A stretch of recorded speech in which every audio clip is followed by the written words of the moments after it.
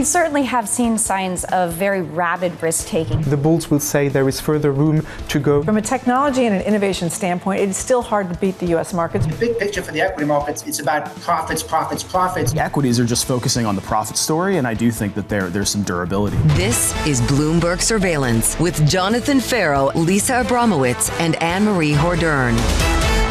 Live from New York City this morning. Good morning, good morning. For our audience worldwide, Bloomberg Surveillance starts right now. Coming into Wednesday at all-time highs. The S&P 500 closing above 6,400 for the first time in market history. As inflation data leaves investors locking in bets for a September rate cut, the Treasury Secretary, Scott Bessent, joining the program later this morning, making the push for the Fed to go big. Well, really, when it comes to the Trump administration, you can expect the ethos is go big or go home. But he is calling for the Federal Reserve, really signaling that they should actually cut, Jonathan, by 50 basis points in September. He's highlighting the fact that we had this weaker than expected labor report. And then he went on to say the real thing now is to think about is should we get to 50 basis point because they could have been cutting in June and July had they had those revised figures at the time. So the good news, limited tariff pass-through relative to what was expected. That can change in the coming months, but let's work with that for now.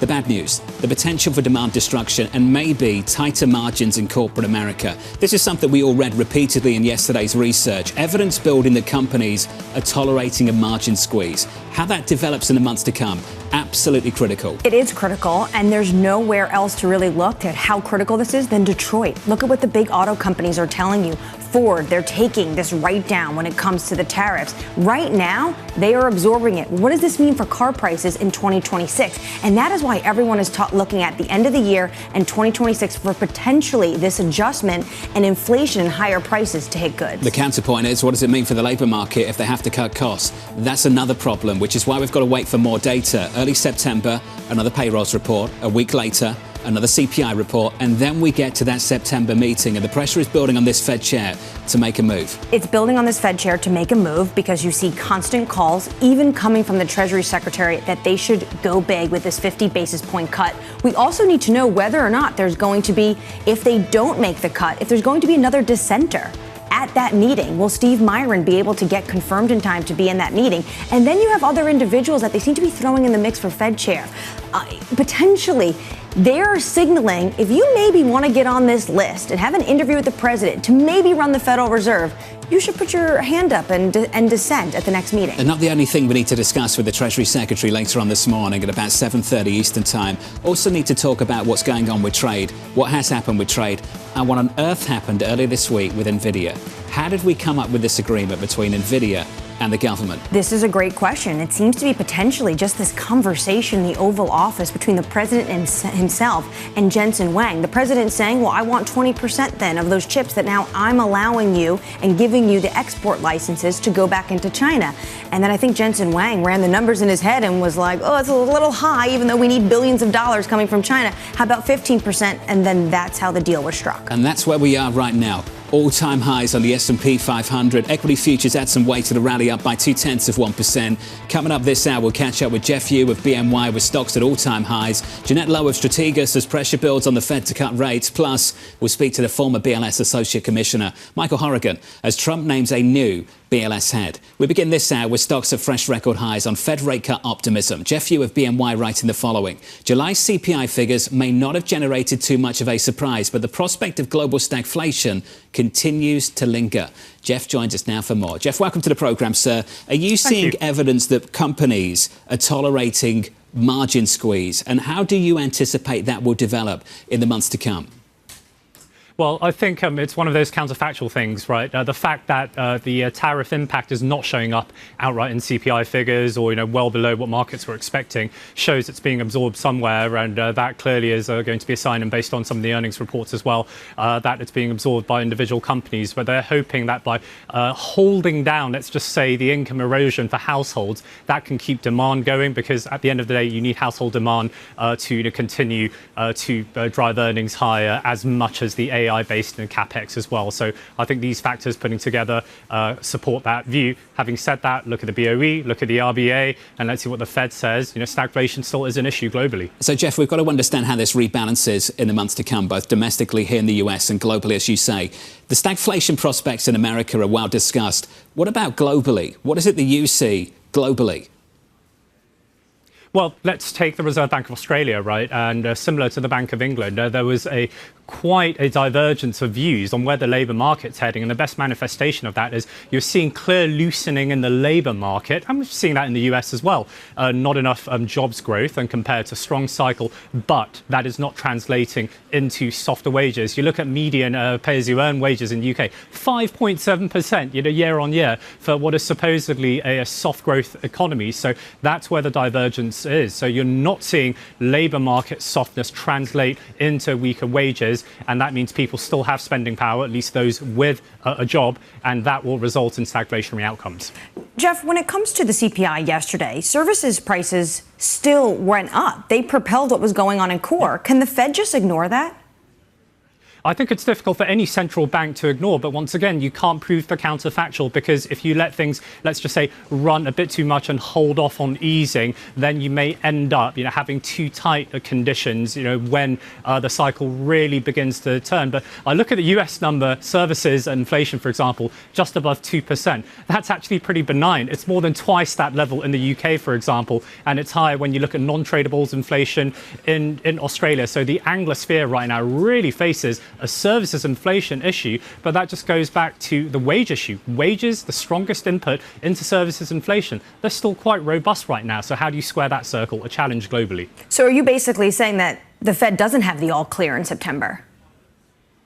I think right now it doesn't have the all clear. We're certainly confident that they can move later in the year for December, for example. But we concede right now, given what they've seen with the labour market, some of the revisions, there is a strong chance that they will have to act in September as well. But you can't prove the counterfactual. And I think right now, look at what the RBA did, look at what the BOE did. So the BOE was like split down the middle almost, but they're more willing to cut than not cut right now, just so that further up ahead towards the end of the year, they don't want to be caught out. And Jeff, look at how the bond market's responding to it. The bias to reduce interest rates. Let's focus on America. Look at the reaction yesterday. Yields lower at the front end of the curve. Further out along the curve, they start to bleed a little bit higher.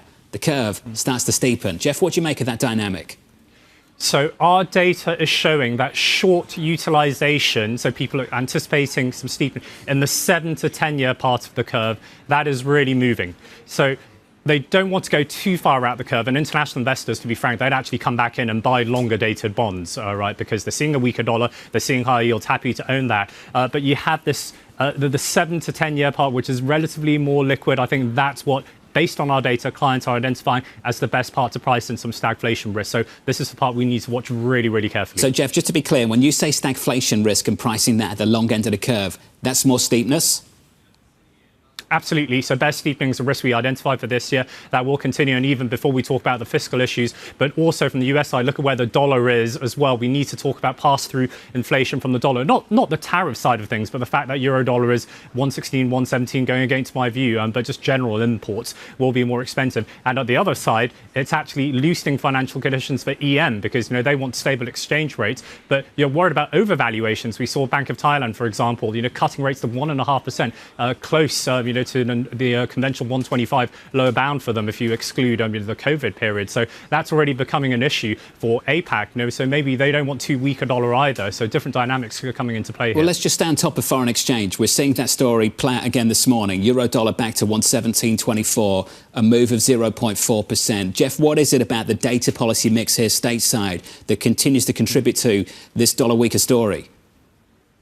So real rates, it's as simple as that. So when you have inflation running at where they are right now, but the market is pricing in Fed easing, then the real rate trajectory is going to be softer, right? So it's going to be barely 1.5%. If you look at terminal trajectories, I go back to an extreme case, Thailand. Yes, they're at 1.5%. Their latest inflation print negative 0.7, right? So that's high real rates in Europe as well, right now. So, Spanish inflation 2.7 is high, but German inflation at target 2%. So that's flat right now. So I think to offset that, Europe really needs to just manage their growth expectations, manage inflation expectations. So I'm probably a bit out of consensus here, but I think they need to cut in September as well on the ECB side, just to match where the Fed is, because their export engine, they've got issues right now. Well, Jeff, when it comes to the exchange rate, what's the line in the sand for the ECB? So I think they should have passed the line in the sand, for example, because in June, their assumptions were anchored at, I think, 111, 112, that kind of a level. Where we are right now is beyond the 75th, probably close to the 90th percentile of their exchange rate assumptions. So in the September forecast, I'm actually expecting the ECB staff projections to highlight next year they're going to miss targets, especially at these levels. So I think we're well past the line in the sand now. Expected more rate cuts. Jeff Yu of BNY. Jeff, thank you, sir. With the latest, that's the view on both Europe and the United States. Here in America, the focus on the Federal Reserve. We continue to expect Fed cuts to resume in September. That was Citi yesterday, Nomura. The Fed likely to cut in September. Neil Dutta, good friend of this program over at Renmac. September is a lock. That was the consensus view yesterday after inflation came in. And we don't even have all the data yet. You know the Federal Reserve is going to come out and say we'd like to see the totality of data. We still have one more jobs print and one more CPI print before the Fed meets. And potentially, is there anything in those data points that would put the Fed off course to what the market is expecting? What happens if they don't cut and the market has lined up basically thinking this is fully baked in? Jackson Hole coming up. Another opportunity for the Fed Chair Jay Powell to set expectations. That's about a week or so away. The latest story in the market, record highs and up another 0.2% on the S&P, with an update on stories elsewhere with your Bloomberg brief. Here's Yahira Arnott. Hey, Yahira. Good morning, John. President Donald Trump will take part in a conference call today with Ukraine President Volodymyr Zelensky and European leaders. Sources telling us here at Bloomberg that Zelensky will travel to Berlin for the call, which is being hosted by German Chancellor Friedrich Merz. It comes ahead of Trump's meeting with Russian President Vladimir Putin on Friday in Alaska. Meanwhile, AI startup Perplexity offered to buy Google's Chrome browser for $34.5 billion. The offer comes as Google faces U.S. antitrust proceedings that could require it to sell the web browser. Baird analyst Colin Sebastian says Perplexity's offer vastly undervalues the asset. He estimates Chrome's value is closer to $100 billion. And Treasury Secretary Scott Bessent, who's joining our program later this morning, suggested the Fed should be open to cutting 50 basis points at its September meeting. Bessent cited the revised payrolls data that showed weaker job growth and came out 2 days after the central bank's last meeting. He also said he was hopeful Trump's pick for the open Fed board position, Stephen Myron, will be in place in time for that September meeting. That's your Bloomberg brief. John? Yahira, thank you. More from Yahira later on this morning, and more from the Treasury Secretary at 7:30 Eastern Time. Do not miss this conversation. Just a few hours away, right here on Bloomberg Surveillance. Up next on the program, betting on the Fed to go big. The CPI was completely in line with expectations. How we've characterized the sort of tariff-related pass-through, the evidence is that it's happening, but it's happening slower than I think many people expected. Up next, we'll catch up with Jeanette Lowe of Strategas, live from New York City this morning. Good morning.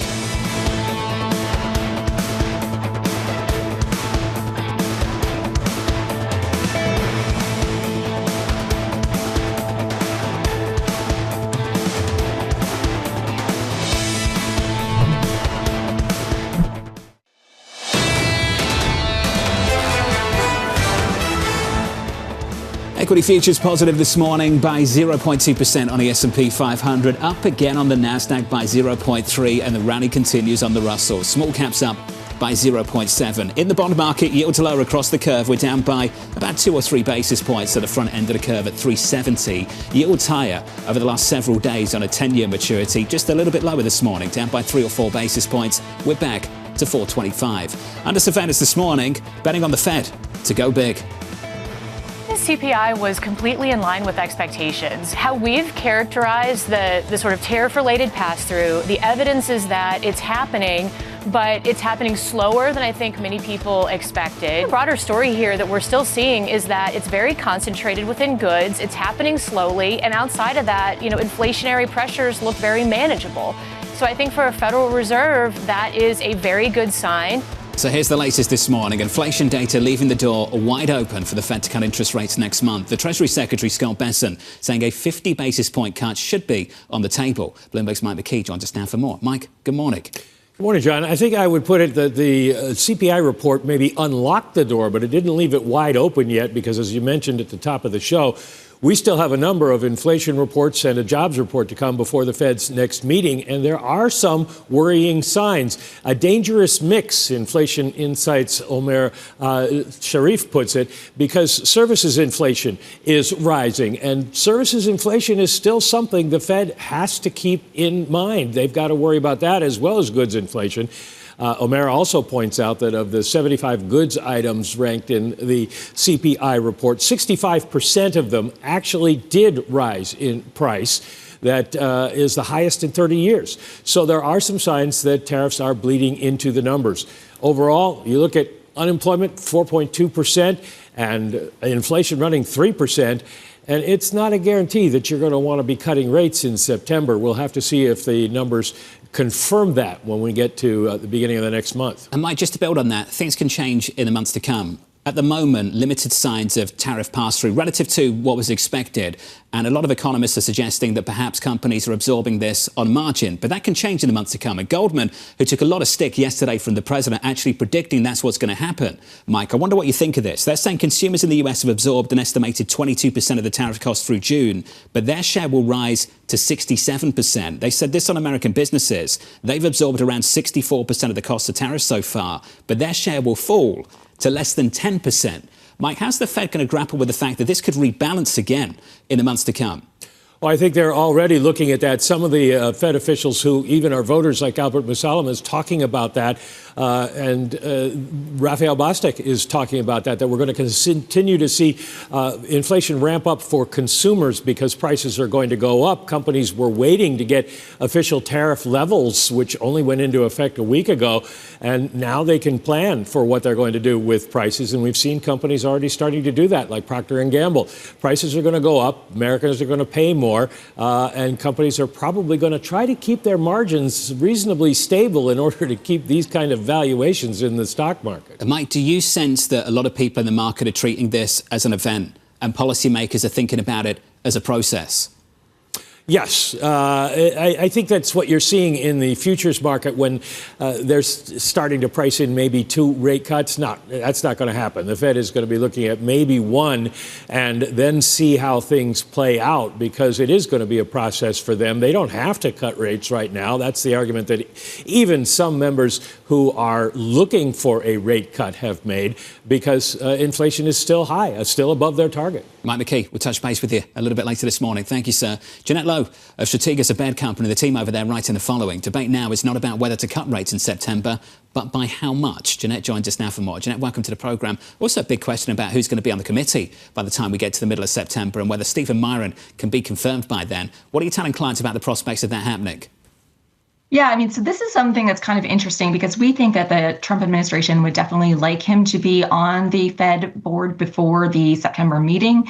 And the question also is, do they want him on the board before September 12th when the dot plots and the forecasts have to be submitted?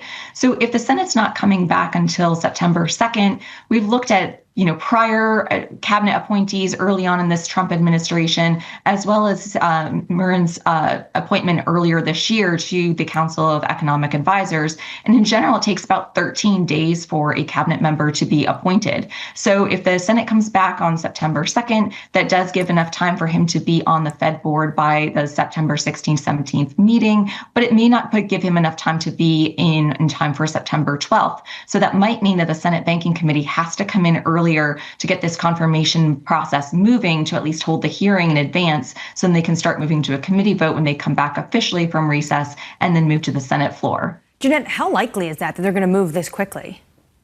I think it might depend on whether or not there's pressure coming from the Trump administration. If he asks them to treat this like a early cabinet member early on in the administration, obviously Marco Rubio was, confirmed quite quickly with only, I think, 5 days. So if it's going to depend if there's some pressure there to actually get this moving, since obviously it's not usual for members to be called back from recess early.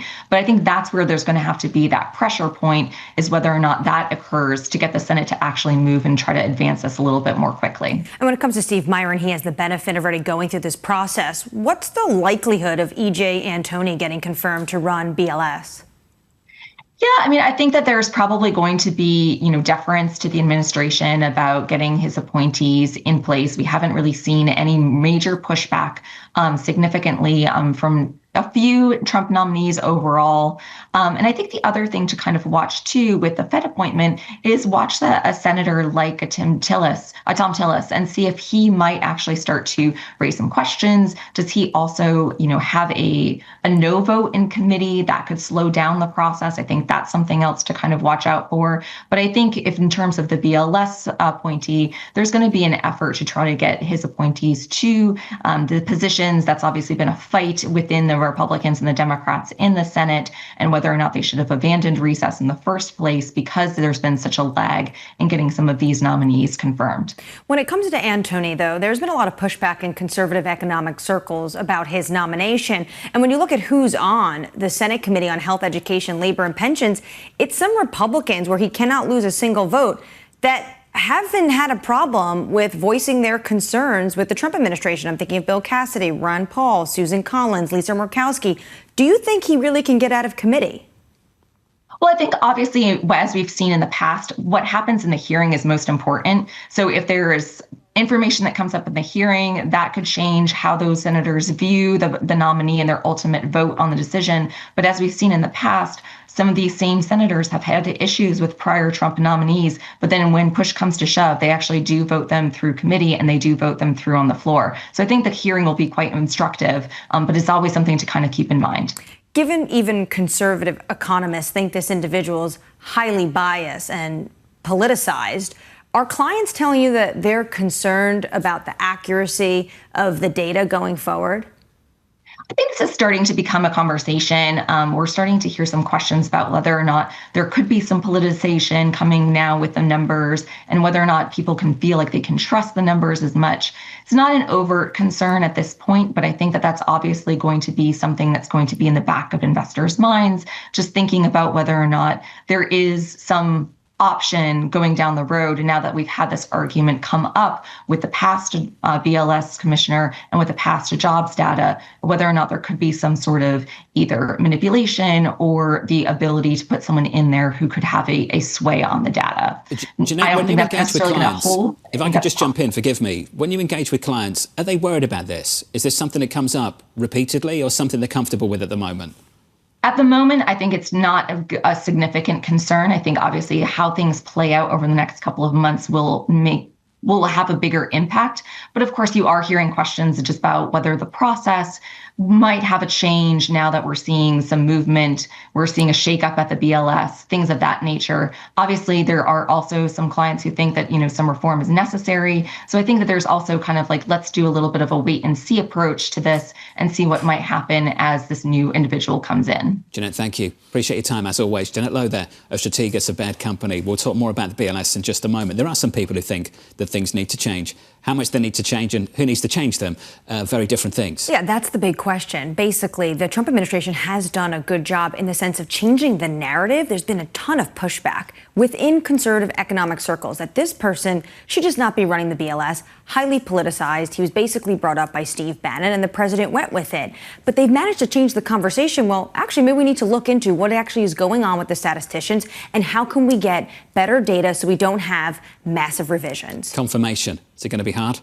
I think it's going to be hard. I don't know why everyone thinks this is going to be smooth sailing when you look at some of the members on the committee that he cannot lose a single Republican vote. These are people who've had no problems in the past voicing their concerns up against the Trump administration. But then people push back on me and say there are a lot of people who had issues with RFK. There were some questions about Pete Hegseth. And these were individuals that the president was still able to get through. So it depends, I think, how much senators and the Trump administration are willing to fight over this position that, Jonathan, most people in Washington never pay attention to or care about. Coming up on the programme, we'll continue the conversation. We'll catch up with the former BLS Associate Commissioner, Michael Horrigan, as the accuracy of the monthly payrolls report comes under greater scrutiny over the past few weeks. Plus, we'll touch base with Danny with your morning movers and a disappointment in the AI space. CoreWeave is down by close to 10% in the pre-market. Live from New York City this morning. Good morning to you all. You're watching Bloomberg TV.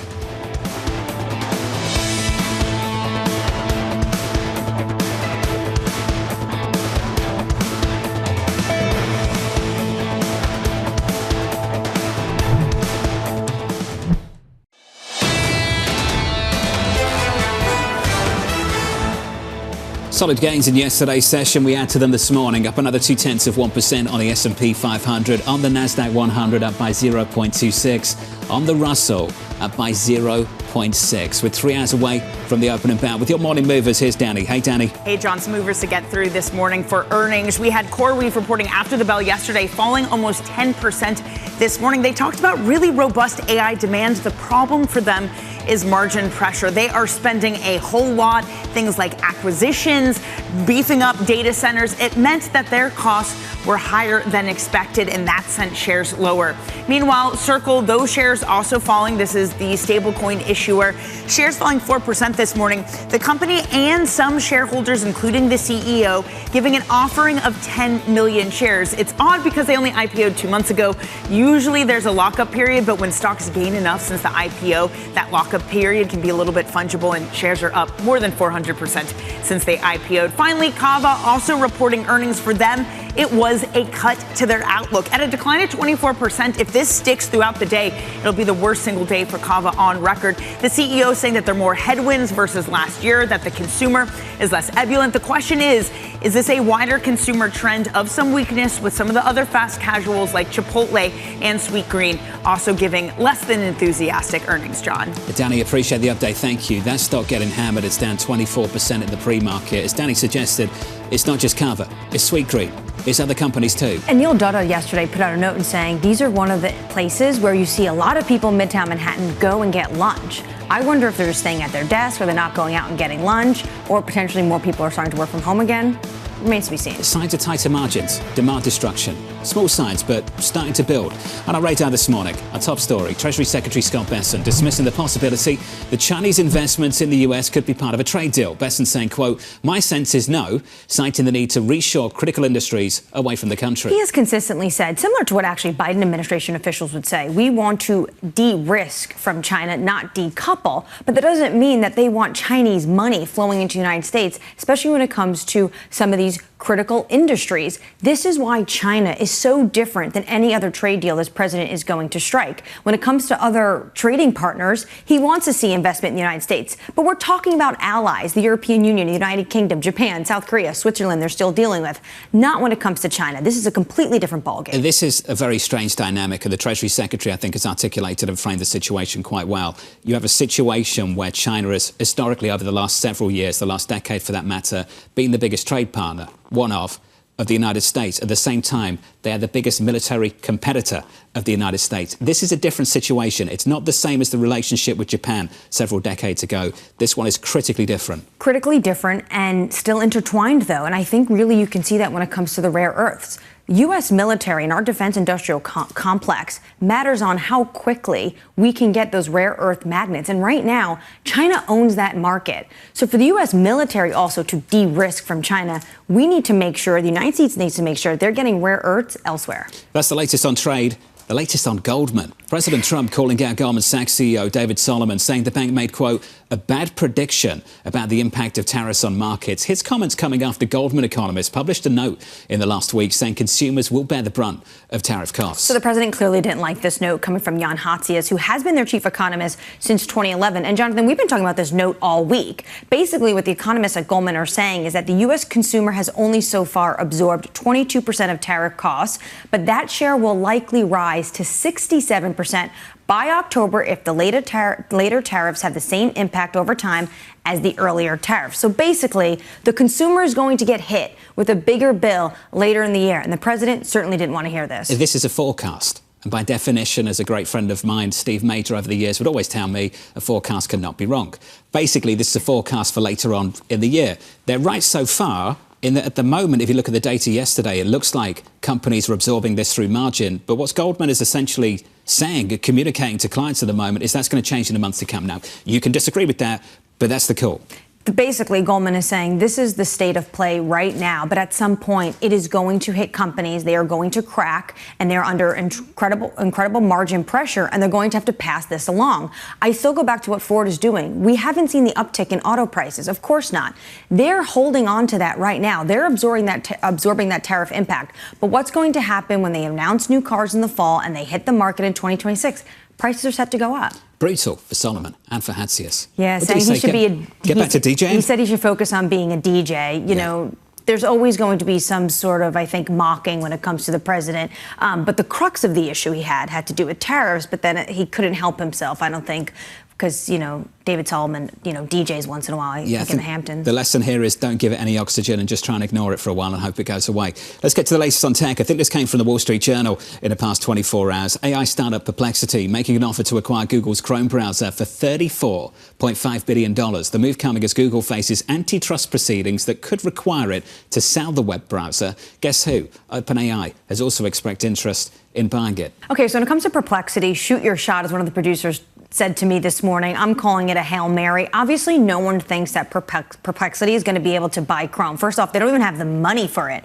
But they are getting ahead of what Judge Mehta is set to come down with, which is basically remedies for Google, because they think Google is monopolizing this market. Now, Google, Alphabet, they say that they are going to push this back for the courts, so this could take years. But you do probably see a lot of sharks wanting to circle Google Chrome because of what is happening right now at the DOJ. Watch this space. Let's stick with Washington with a different story. President Trump's pick to lead the Bureau of Labor Statistics, E.J. Antony, suggesting the agency should suspend its monthly jobs reports. The former BLS Associate Commissioner, Michael Horrigan, writing, suspending the current employment statistics has very serious implications. Michael joins us now for more. Michael, welcome to the programme and thanks for making some time for us this morning. We appreciate it. Let's just start with a question I think a lot of people ask. From the outside looking into what happens on Wall Street and what happens at the BLS, why the massive revisions? Why the massive revisions and why is this data so prone to revisions all the time? Can you walk us through the process and why that's the case? Sure. Well, so first of all, the numbers that come in from establishments, the Bureau gives firms 3 months to report. So there is a first, a second, and a third closing. So that's a natural part of the process. Second, there's seasonal adjustment. With the arrival of new information each month, there's the Bureau does a seasonal adjustment on those numbers, and that's another source of revision. Now, in this particular case, yes, the revisions were large.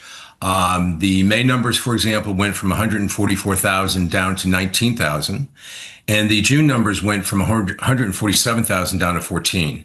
But this is not necessarily unusual at various points in the business cycle. And one of the points I'd like to make is that if you go back to September 2008, we had some pretty big changes that occurred in that particular period. In September, with the first closing, remember, that was the beginning of the Great Recession. There was a decline in payroll employments of 159,000. The next month, in the second closing, that came in at a negative 284. And with the third closing, it came in at a negative 401. So to me, part of the issue here is not the size of the revisions. It's the fact that revisions do happen. It's what do the size of these revisions represent about the economy? Are we at a shifting point in the economy in terms of the labor market being weak? And I think there is a lot of evidence to suggest in the last year that there has been weakness in general in the labor market, except in two sectors, healthcare and social assistance. But a lot of the other sectors that you look at have either been negative or growing very, very slowly. So to me, the big question is that whether or not the economy is in a shift. And let me just say, overall, I worked at the Bureau of Labor Statistics for 33 years.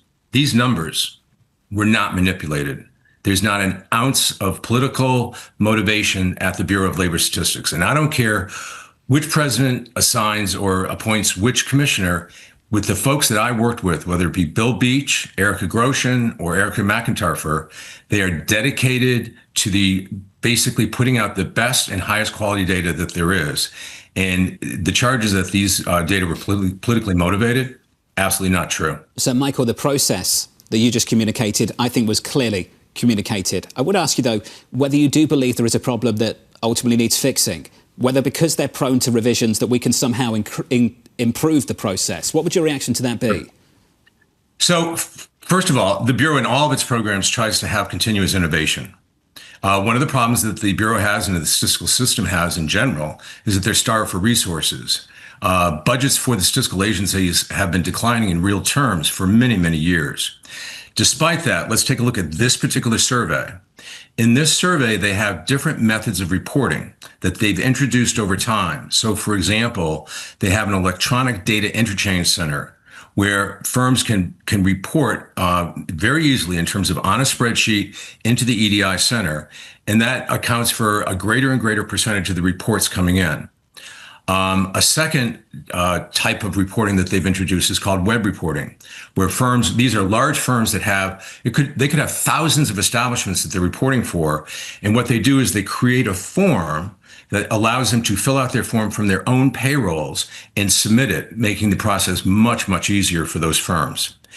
Now, the issue, I think, is in the percent of data that's collected in the first month, the second month, and the third month. And one of the things that the Bureau has tried to do is to increase those percentages over time. And so now they're up to 70% for the first month reporting. They're up to about 91% for the second month, and they get up to about 95% at the third closing. So one question that I think is natural is, could we make that first closing percentage higher? Are there other innovations, other resources that we could bring to bear? Also, Michael, could you just make the surveys mandatory? Well, one of the problems with making them mandatory is that it then may have an effect on the quality of the data, because what you part of what happens when you make them mandatory is that firms will say, all right, I'm going to answer this particular survey, but I'm not going to answer any other one that's not mandatory. That would be one impact. The other is some firms will, yes, okay, it's mandatory, I'm going to answer it, but they're not going to give high quality data. Is there a way to incentivize some of these firms to make sure that they are not late in their responses? Well, yes. I mean, I think this is what the Bureau can do in terms of what they've done in the past, is to modernize data collection and to try to increase the response rate for the first closing. It's hard to do if you don't have resources. I mean, you talk about incentivizing firms. How do you do that? And what is what kind of resources do you have to do that if your budgets for doing all of your programs are declining in real terms? Michael, just a final question from us. How much difference can one individual make at the BLS? This is a large organization. You've talked about the integrity of all the people that work there. How much difference can one person make? I think one person can make a big difference. So, for example, are people going to think that, gee, the commissioner can come in and say, I don't like those revisions, let's make them smaller? I really doubt that. There's too many people that stand behind the data and the development of the data. I think a new commissioner could do things that are a lot more subtle. Hopefully, the new commissioner, to give this person a clean slate, will come in and say, let's look at the various ways in which we can improve the data. But if the first move you make is to suspend the CES that the markets depend on, that the GDP for BEA depends on the industry employment levels in order to do value-added GDP by industry, that the JOLTS data, which is very popular, they depend on CES for control totals in terms of how they produce the estimates. There'll be no state and local. So I think, one person can do a lot of damage. And if that first move is to suspend the CES, I think that's a really bad move. And in addition, the suggestion to replace it with the QCW means that when those data come out on a quarterly basis, they're already 6 months old. So everyone's going to be going out of their mind trying to figure out if the economy is at a turning point when the data on employment are over half a year old. Michael, so I think there's a lot of things that the commissioner could do that could damage the Bureau. We'd love to have this as an ongoing conversation with you, because no doubt this story is not going away. The former BLS Associate Commissioner, Michael Hordern there, really thoughtful stuff there. Absolutely, and you can understand from him the details that go into this and the fact that he does not think that, one, these were politicized reports, they were touched by the commissioner. He believes in how the process works. But what's interesting there is he also is offering solutions on ways to make the data better. One of those is getting resources and making sure there's funds there at the BLS. Right now, there is pretty much a hiring freeze across the federal government from the Trump administration. This conversation will continue in the next hour. Let's give you an update on stories elsewhere this morning with your Bloomberg Brief. Here's Yahara. Hey, Yahara. Hi, John. Israeli Prime Minister Benjamin Netanyahu says he won't agree to a deal to free only some of the hostages held by Hamas, signaling a partial ceasefire deal is no longer possible. Speaking to Israeli television, Netanyahu said an agreement would have to meet Israel's terms, including the dismantling of Hamas and demilitarization of Gaza. Meanwhile, global oil markets are on track for a record surplus next year, according to the International Energy Agency. Oil inventories are set to grow at a rate of 2.96 million barrels a day as demand growth slows to less than half the pace seen in 2023. The IEA saying that, quote, something will have to give for the market to balance. And a judge has ruled that Elon Musk will have to face claims by OpenAI in court that his attacks on the startup amount to a years-long harassment campaign. It's the latest twist in a court fight that has played out since last year when Musk accused OpenAI of abandoning its founding purpose as a charity by accepting billions of dollars in funding from Microsoft. That's your Bloomberg Brief. John? Yahara, thank you. Appreciate it. More from Yahara in about 30 minutes' time. Up next on the program, the Fed staying on target. This economy is not going to spark a huge surge in unemployment. And I think the basic point is by the end of the year, we think maybe 4.5% unemployment. We think over 3% inflation. They're missing their inflation target by more than unemployment. Therefore, they shouldn't be cutting. Up next, we'll catch up with James Egelhoff of BNP Paribas, live from New York. This is Bloomberg.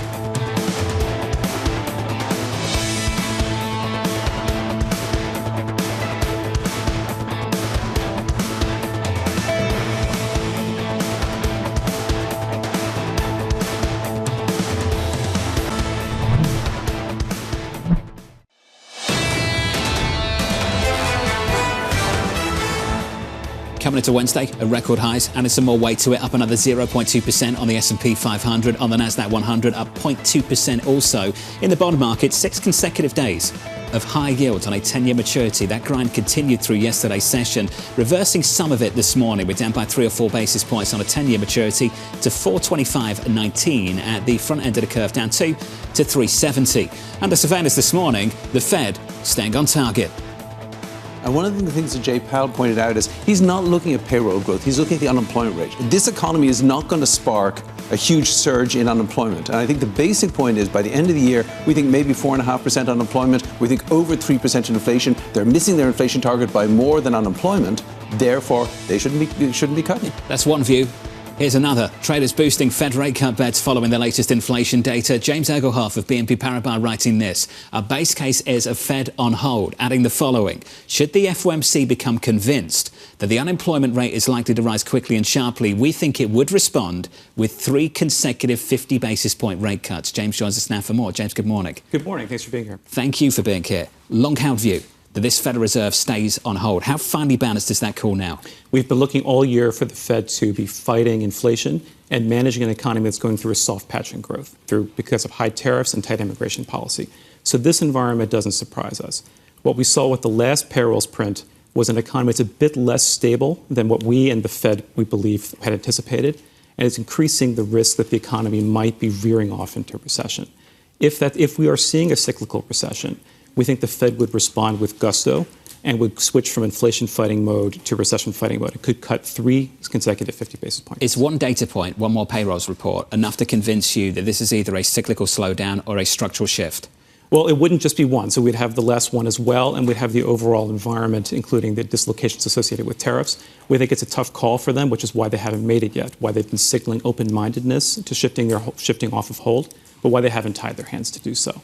So we think they're going to make a holistic review of the data once we get to September and make the best judgment they can. When it comes to the labor market, the other concern for a lot of economists is actually the supply and demand picture. How is that playing into your call? Well, I think it's important to make a distinction between a cyclical slowdown, which is where we see an accumulation of slack in the labor market, and a structural slowdown in the labor market that's being driven by a decline in supply.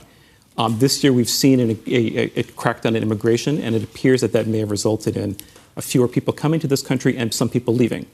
Fewer people participating in the labor market. If the labor market is slow because there are fewer people in it, and there's no accumulation of slack, cutting rates into that doesn't accomplish anything in our view other than creating more inflation. So the Fed is going to struggle to make that assessment. How testy do you think this next meeting could be if they do not cut and you have someone like Steve Myron there? So it's possible that we might see dissents either way. We see several who dissent at the last meeting, and we might have one more joining, depending on how the confirmation hearings go. We've also seen some more strident hawkish voices come out, indicating that they favor keeping policy on hold.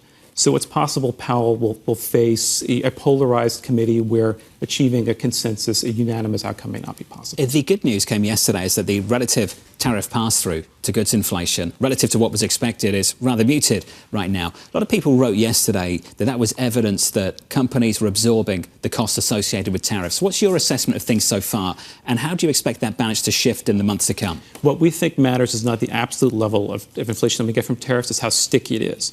Our view is that we were going to have elevated inflation running well into 2026 as the inflation from tariffs spills over into services. And we saw at the last print, we saw an uptick in core services inflation, where we saw airfares, among other categories, that are starting to tick up.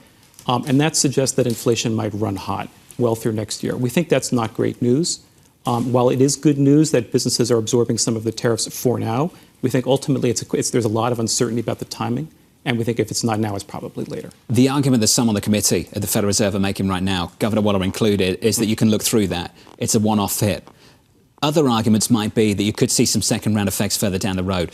What would you put more emphasis on at the moment? Well, the committee up to this point has come out in the favor of the latter camp, that they're worried about the second-round effects. They're not convinced they're going to happen, but they can't rule them out. And given the experience we had during the pandemic and how costly that was, there's a very strong disinterest in repeating that experience. That's been the view so far. The challenge at this point is that it's going to involve a greater balancing act between managing the risk of entrenched inflation and managing the risk that you have the labor market begin to weaken more abruptly. If prices go up, can consumers absorb it? Consumers can absorb it, and they have been to some extent so far, and that's been part of why the economy has been going through a soft patch.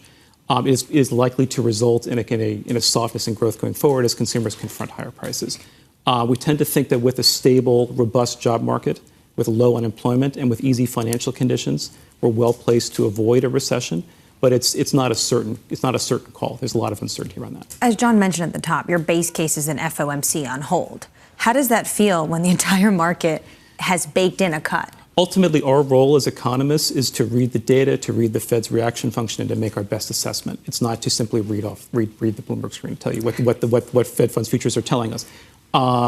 Ultimately, the market has at several points priced in intermediate cuts back around April after Liberation Day. It is priced in very low levels of cuts. The market does move around. The Fed is open-minded to the idea of easing depending on the data. And so it makes sense to us that the market would price in some probabilistic estimation of further easing, which might be very large, depending on how the data come out. Just finally, you keep talking about the data, I think about 5 times in that one response. How dependable is the data at the moment? We think the data is reliable. We think the data, there's no evidence that there's an integrity issue with the data. We're seeing a multi-decade pattern of decline in response rates, a lack of modernization of the data, and there's a possibility that at turning points in the economy, and we might be at one, that the data is slow to show that pivot. And that's one of the things the Fed has been concerned about, is that the data and the revisions we saw last month might be telling us about something that happened some months ago to the economy we're only learning about now. So that there's opportunities to improve the data, to improve the technical mechanisms by which it's created, and we look forward to learning more about that. James, appreciate it. Thanks for dropping by. James Egelhart there of BNP Paribas. A finely balanced decision going into September. They're looking for on hold at the moment, but that can change with payrolls in the first week of next month. That jobs report coming up next month is going to be incredibly important for this FOMC. September 5th, I believe. Then a week later, CPI, and then about a week later, the Federal Reserve convenes. Coming up next, the second hour of Bloomberg Surveillance with Liz Ann Saunders of Charles Schwab, Libby Cantrell of PIMCO, and the U.S. Treasury Secretary, Scott Bessent. That conversation about 34 minutes away.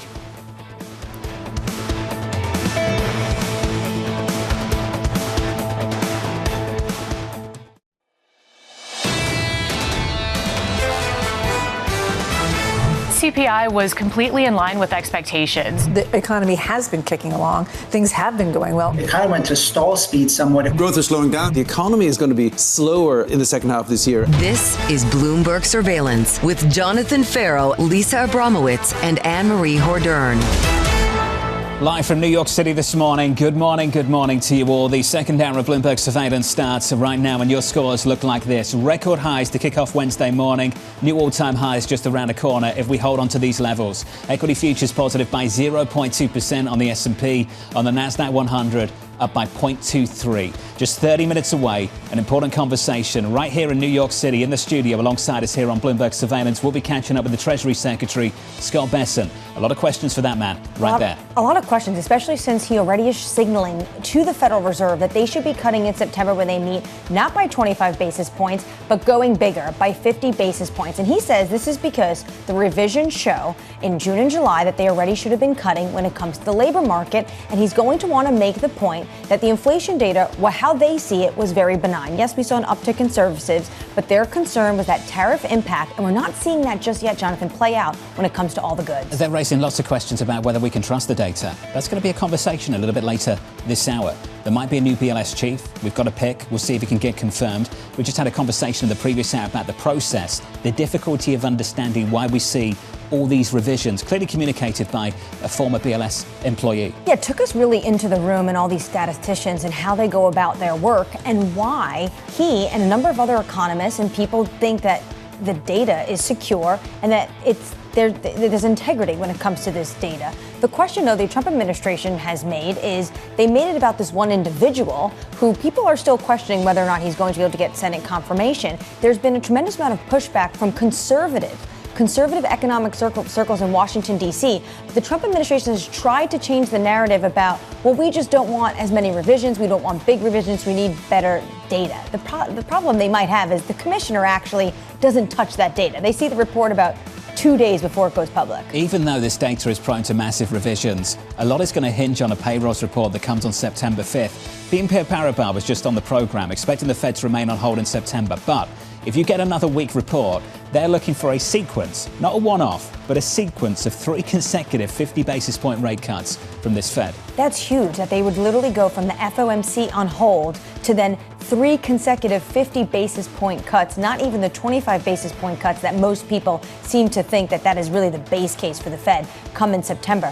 The data the next month, and then of course, Jay Powell speaking at Jackson Hole, is going to be incredibly important before that meeting. That conversation with the Treasury Secretary, 7:30 Eastern Time. Futures at the moment doing okay, up by 0.2%. Coming up this hour, we'll catch up with Liz Ann Saunders of Charles Schwab as markets hit fresh all-time highs. Libby Cantrell of PIMCO as rate cut optimism is surging, and the man himself, Scott Bessent, on the search for the next Fed chair. We begin this hour with stocks climbing after the latest CPI data leaves the door wide open for rate cuts. Liz Ann Saunders of Charles Schwab writing the following. Slightly hotter services inflation suggests the possibility the core PCE prints will be a little higher, though September is still clearly on the table for a Federal Reserve rate cut. Liz Ann joins us right now for more. Liz Ann, welcome to the programme. Some confidence maybe that we're seeing limited tariff pass-through, but maybe, I think recently, some nerves emerging that perhaps we're starting to see evidence of demand destruction. How concerned, Liz, are you about that? Well, one thing that I think needs to be pointed out when you look at what was perceived to be fairly benign core goods inflation, up only about 1.25% on a year-over-year basis, is what the direction has been. So many people forget that we were actually with core goods, we were in deflation territory as recently as the second half of last year. So that's a full 3 percentage point more than increase from where we were at the latter part of last year, where you had core goods in deflation to the tune of -2%. So you've gone from -2% to 1 and change, and now you've got this hook higher on the services side. So I think this kind of data, inflation data, labor market data, you really need to dig under the surface to get a true sense of what the impact is. As to whether the Fed will cut, it depends on the next set of reports. I think the mapping to PCE suggests you could see a little bit of a hotter move. That doesn't tend to be as market moving as CPI and PPI, but that's what I'd be keeping an eye on. Liz Ann, as you know, the range of outcomes is still really, really wide. The way things are right now, they might change in several months' time. We talked a lot. Michael McKee was on the programme earlier, and we were talking about how much companies were absorbing at the moment and whether they pass it on in the months to come or whether they cut costs. Do you think September's still too early to draw any firm conclusions?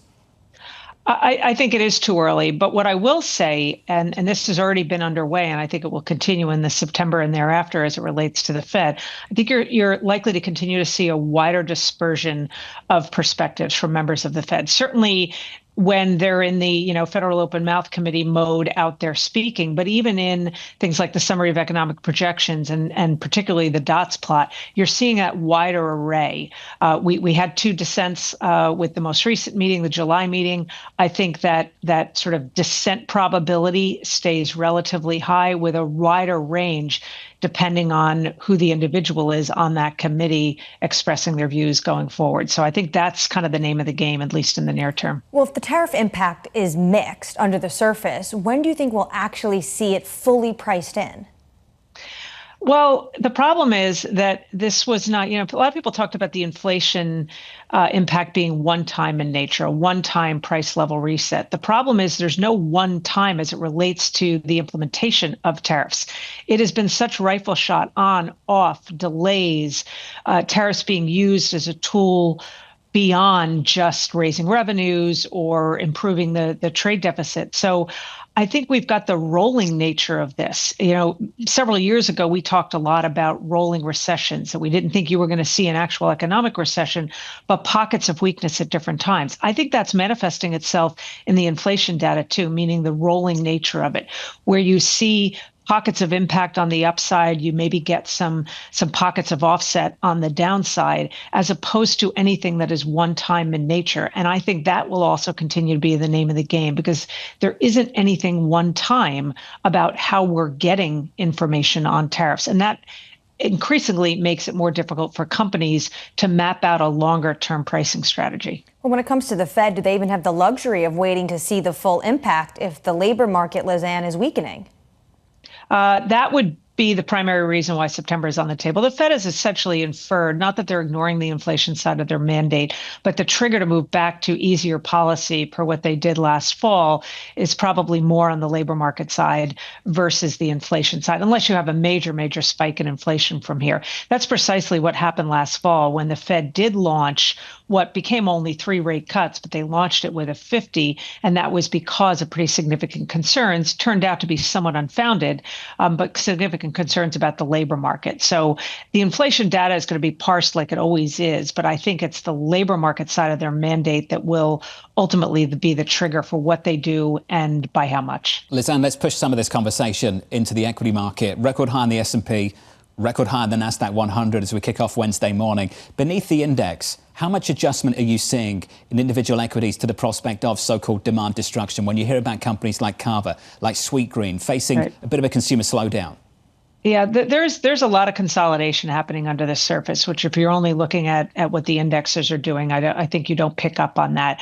I've talked to a lot of people who say, oh, tech's the best performing sector. It's actually the second best performing sector on a year-to-date basis, comm services being the other, but they're often lumped together. But each of those sectors only has about, I'm rounding, 60% of their stocks in the same kind of breadth pattern as the index overall. In the case of the Nasdaq 100, all-time highs, but less than 50% of the stocks are at all-time highs. You've got only, actually, I think it's less than 30% of stocks within the S&P 500 have outperformed the index itself over the past month. And you don't get much above a third of the index over any trailing period, 1 year, 1 month, 3 months, 6 months. So there's a bit more weakness and rotation and churn happening under the surface.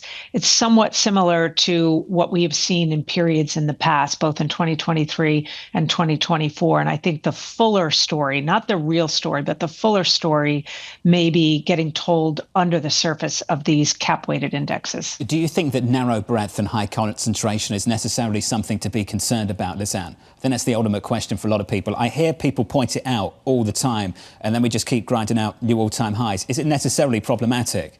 Not if the market continues to do well. But if you look at the early part of this year, the period between February 19th, which at that time was an all-time high, and the intraday low on April 9th, those areas of the market, the mega cap, tech-related, Mag 7, whatever categorization you wanted to use, those were the areas that had the bigger drawdowns relative to the index. So that period between mid-February and early April was one where the indexes were dragged down even more, but you did have some ballasts within the market in areas that had not done well. So, yeah, you're absolutely right. If the market continues to do well and momentum is on the market side, I think the pain trade is still probably higher.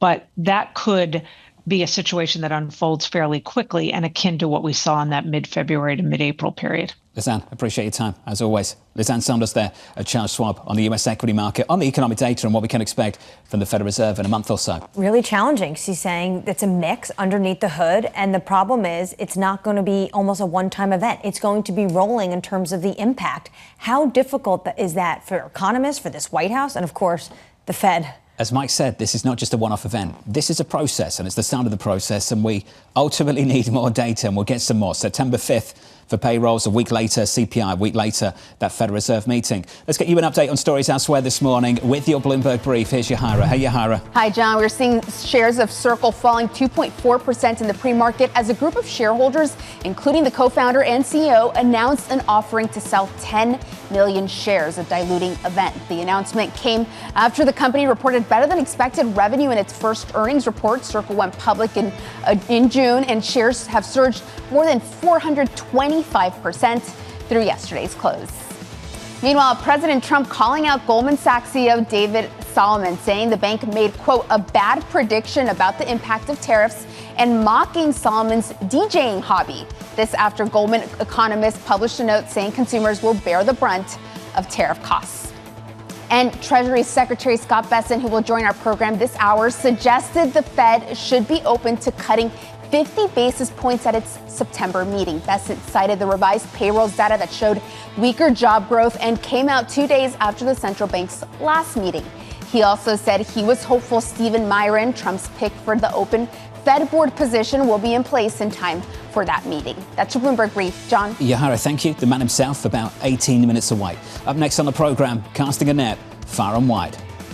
We are getting the process underway. Obviously, it's going to be President Trump's decision, and we're not in a rush. There's a long list, and like I said, there's some great candidates. What's next for the Federal Reserve? Libby Cantrell of PIMCO joins us next.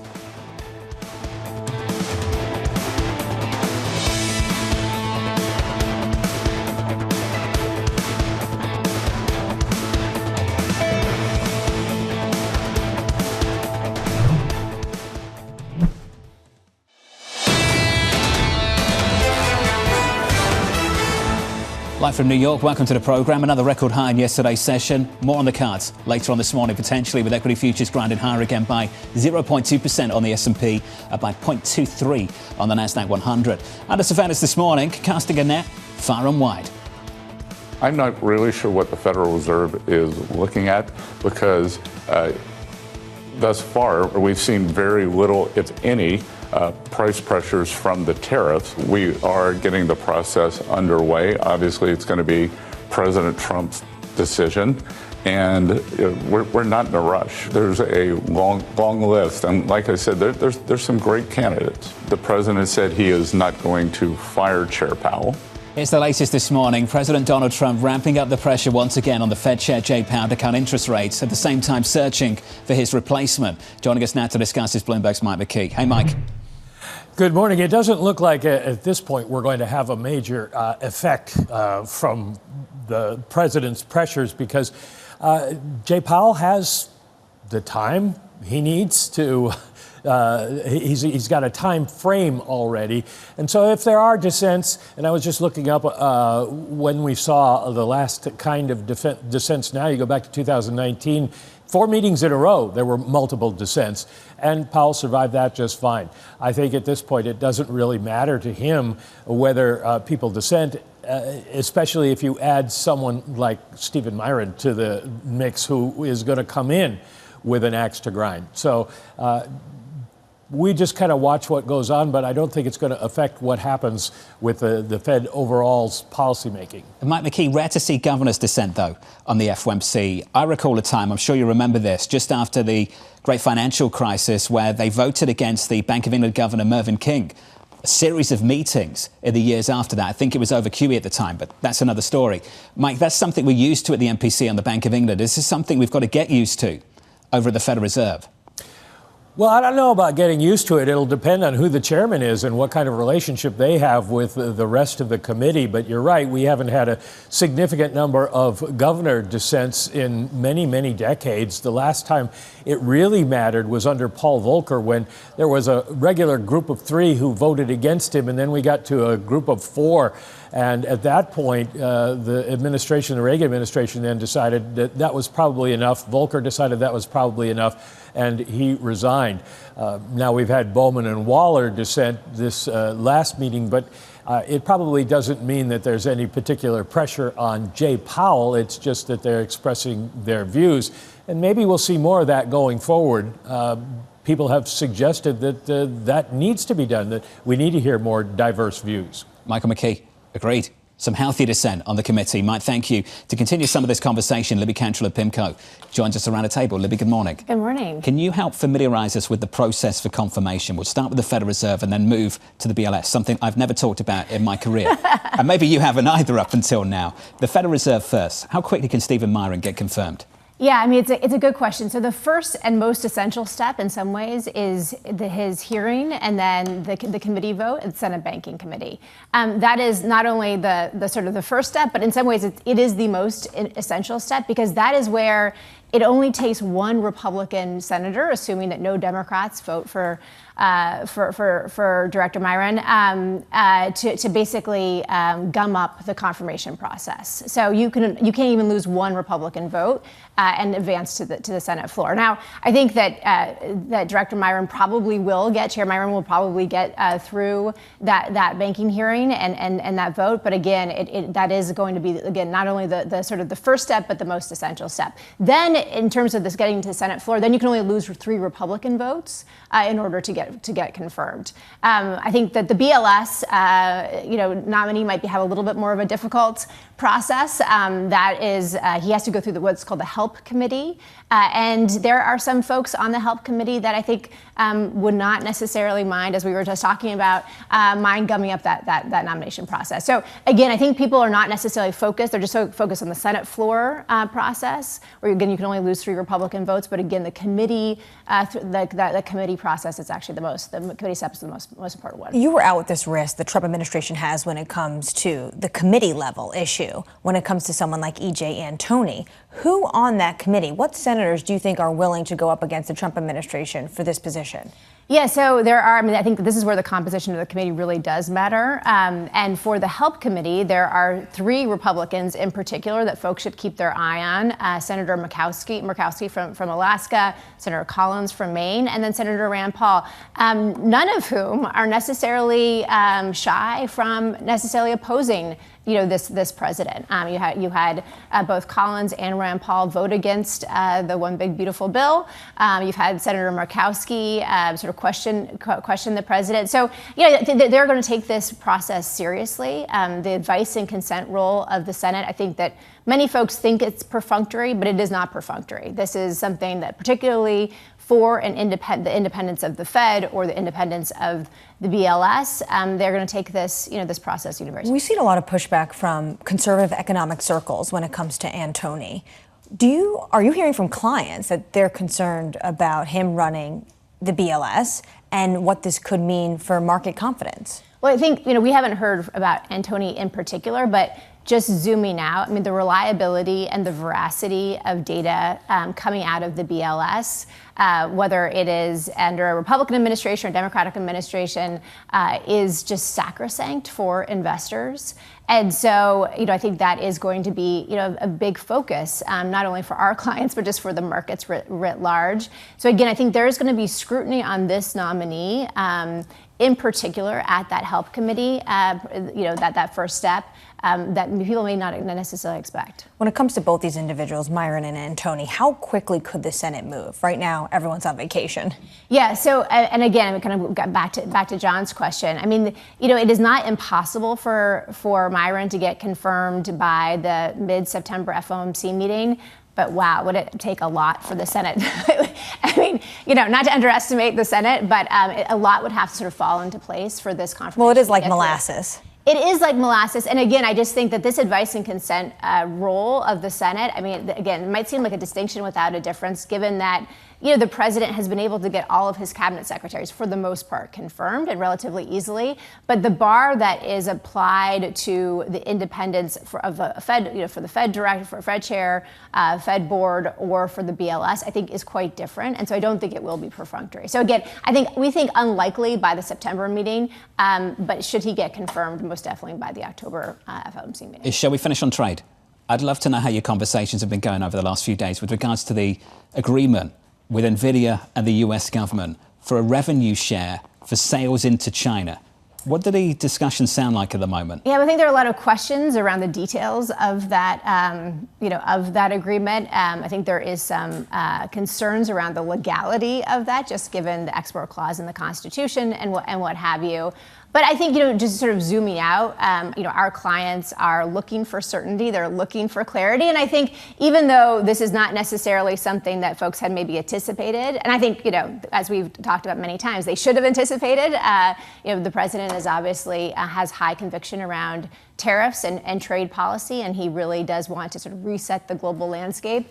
But I think that our clients are, in some ways, breathing a sigh of relief that there's a little bit more clarity, albeit tariffs are going to be set at a higher level. But tariffs are one thing. The Nvidia AMD deal is basically saying we have our export licenses for sale.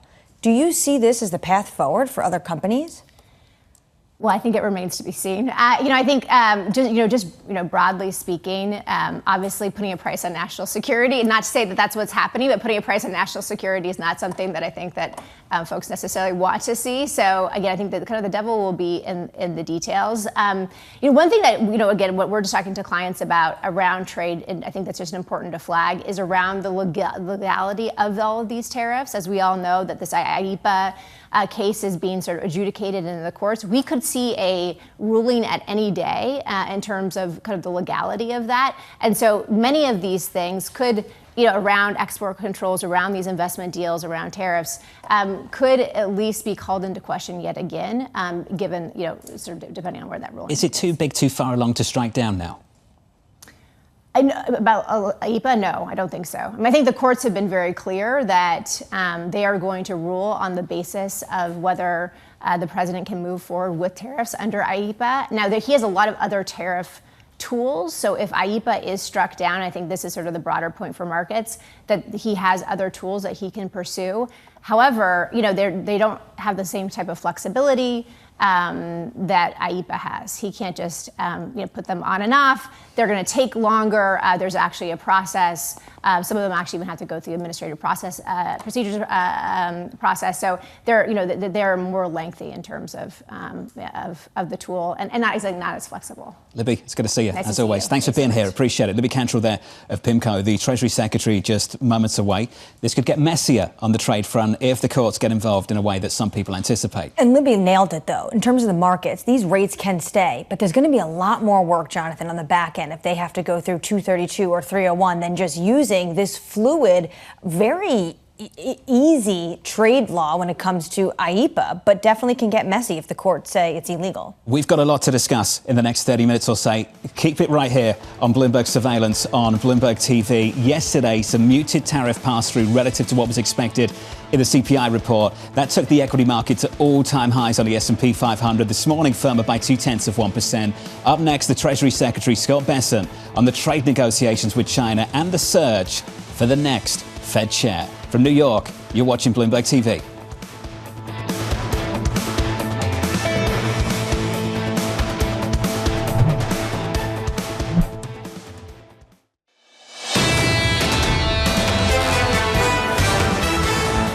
The record highs keep coming on the S&P 500. Another one in yesterday's session. More still to come. Futures positive by 0.2% on the S&P. On the Nasdaq 100, higher by 0.23. With 2 hours until the cash open, let's get you some morning movers. Here's Danny. Hey, Danny. Hey, John. A big disappointment for CoreWeave after the bell yesterday, reporting earnings. Solid AI demand, but margins are under pressure, spending huge amounts of money on data centers, on acquisitions, and that sent shares lower 8.8% in the pre-market. Also moving this morning in the pre-market session alongside CoreWeave, we have Venture Global. Those shares up 10%, winning in an arbitration battle with Shell. The accusation was that they were selling LNG into the spot market and not honoring exactly some of the contracts they had with Shell. But again, Venture Global winning that battle, up 10%.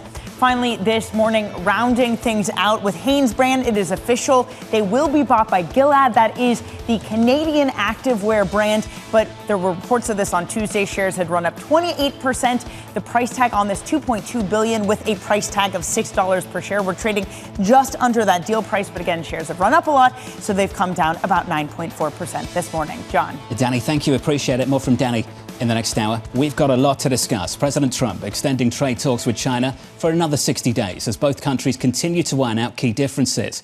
Joining us now to discuss that and a whole lot more, the 79th Secretary of the Treasury, Scott Bessent. Mr. Secretary, good morning. Good to see you. Morning, Jonathan. You're a cover model now. You're famous. Can we get that front cover up for Business Week this month? Mr. Secretary, I remember when you were just Scott Bessent and we could go for breakfast together, the three of us, and no one would bother you. What happened? I don't know, but I hope it's not the curse of the cover.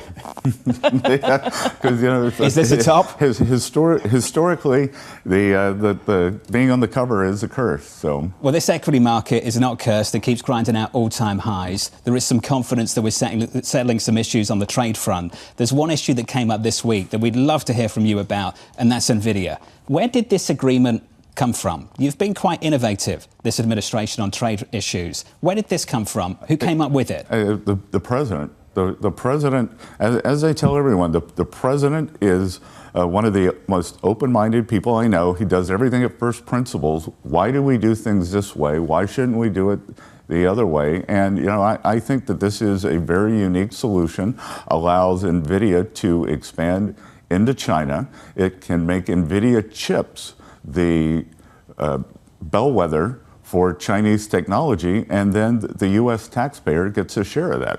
Keyword unique. Is it unique to Nvidia and AMD, or is this a model for other companies? I think we could see it in other industries over time. I think, right now, this is unique, but now that we have the model and the beta test, why not expand it? What do you say to people who think we're putting a price on national security concerns by basically selling export licenses? There are no national security concerns here. We would not sell any of the advanced chips. So the H20s, I don't know whether you'd say they're 4, 5, 6 levels down the chip stack. What we do not want here, Annmarie, is for Huawei to have a digital Belt and Road. Right. So we do not want the standard to become Chinese across the world or even in China. Well, we have exclusive reporting that Beijing is now sending out letters to firms saying actually shrug off those H20 and use our domestic champions. Is this something you might discuss with your counterpart? Sure, we can discuss that, but it also tells me that they are worried about the Nvidia chips becoming the standard in China. Look, Nvidia is an incredible product.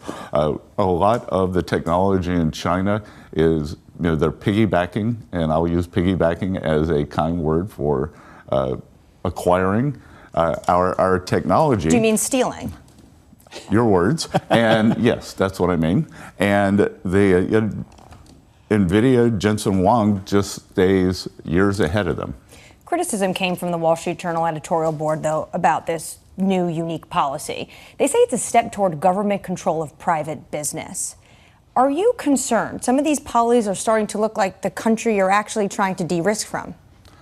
Central planning, basically, out of the oval. No, not at all. Because where we got was with this unfettered trade, we did not have secure trade or fair trade. And so now we are trying to make it secure.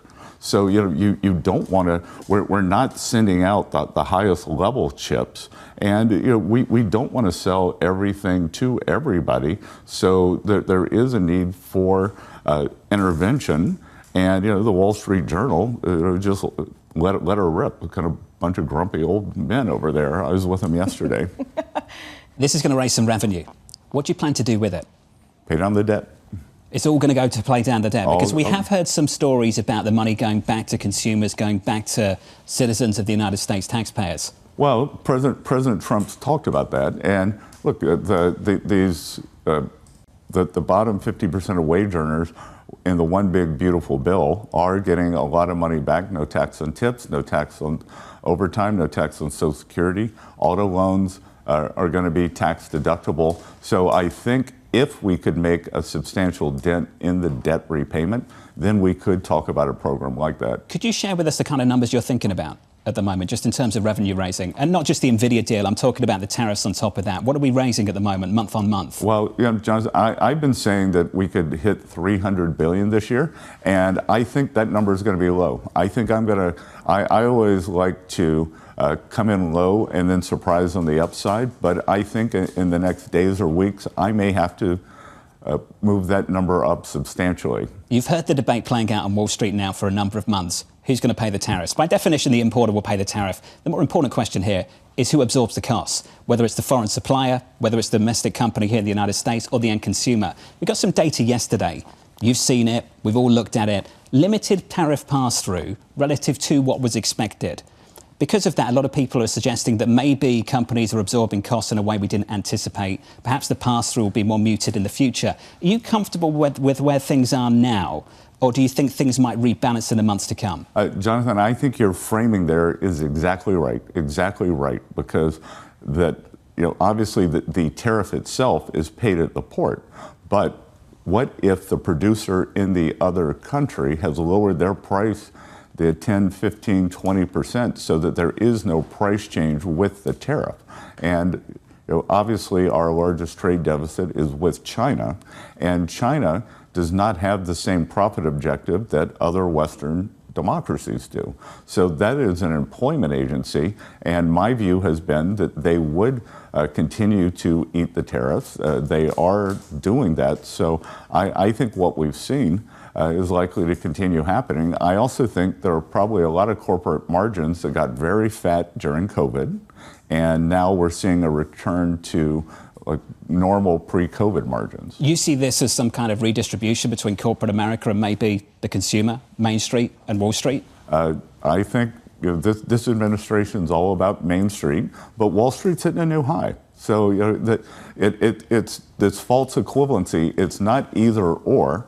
I tell everyone, I call it parallel prosperity. Wall Street's done great. Main Street can now do great. Wall Street might do even better if the Federal Reserve cuts interest rates. The president was pretty clear yesterday, put out this comment: Jerome Too Late Powell must now lower the interest rate. Is it reasonable to give them a bit more time to draw conclusions about what's happening here? Well, I think what we could see is that, first of all, what if the BLS data had been the higher quality and we'd had those numbers, Jonathan? So if we'd seen those numbers in May, in June, I suspect we could have had rate cuts in June and July. So that tells me that there's a very good chance of a 50 basis point rate cut. And I think President Trump is very good at giving these nicknames. And I think the reason that Jay Powell gets the nickname Too Late is because he wants to go into a series of rate hikes. He's not willing. He's not Alan Greenspan, who was very forward thinking. They try to be more data driven, which I think is a mistake, because I think we are going back into an economy like we had in the 90s. So, it's just very old fashioned thinking, but I do think we could go into a series of rate cuts here, starting with a 50 basis point rate cut in September. A 50 basis rate cut in September, does that signal that the economy, though, is not doing well? That signals that there's an adjustment and the rates are too constrictive. If you look at any model, that we should probably be 150, 175 basis points lower. So I think the committee needs to step back. I think probably one of the most politicized governors just went off the board, and that she was very, very political, I believe. And I think that what did she do that gave you that impression? I'd love to know. Sorry? I imagine you're referring to Governor Kugler. What did she do that gave you that impression? I think there's a lot of inside baseball. And look, Governor Kugler, you read what she was saying when Kamala Harris was running, that we needed rate cuts, we needed this, we got to foam the runway, and then all of a sudden, it was hard to know whether, TDS was it Trump dementia syndrome or Trump derangement syndrome or tariff derangement syndrome. You get the opportunity to remake the Federal Reserve.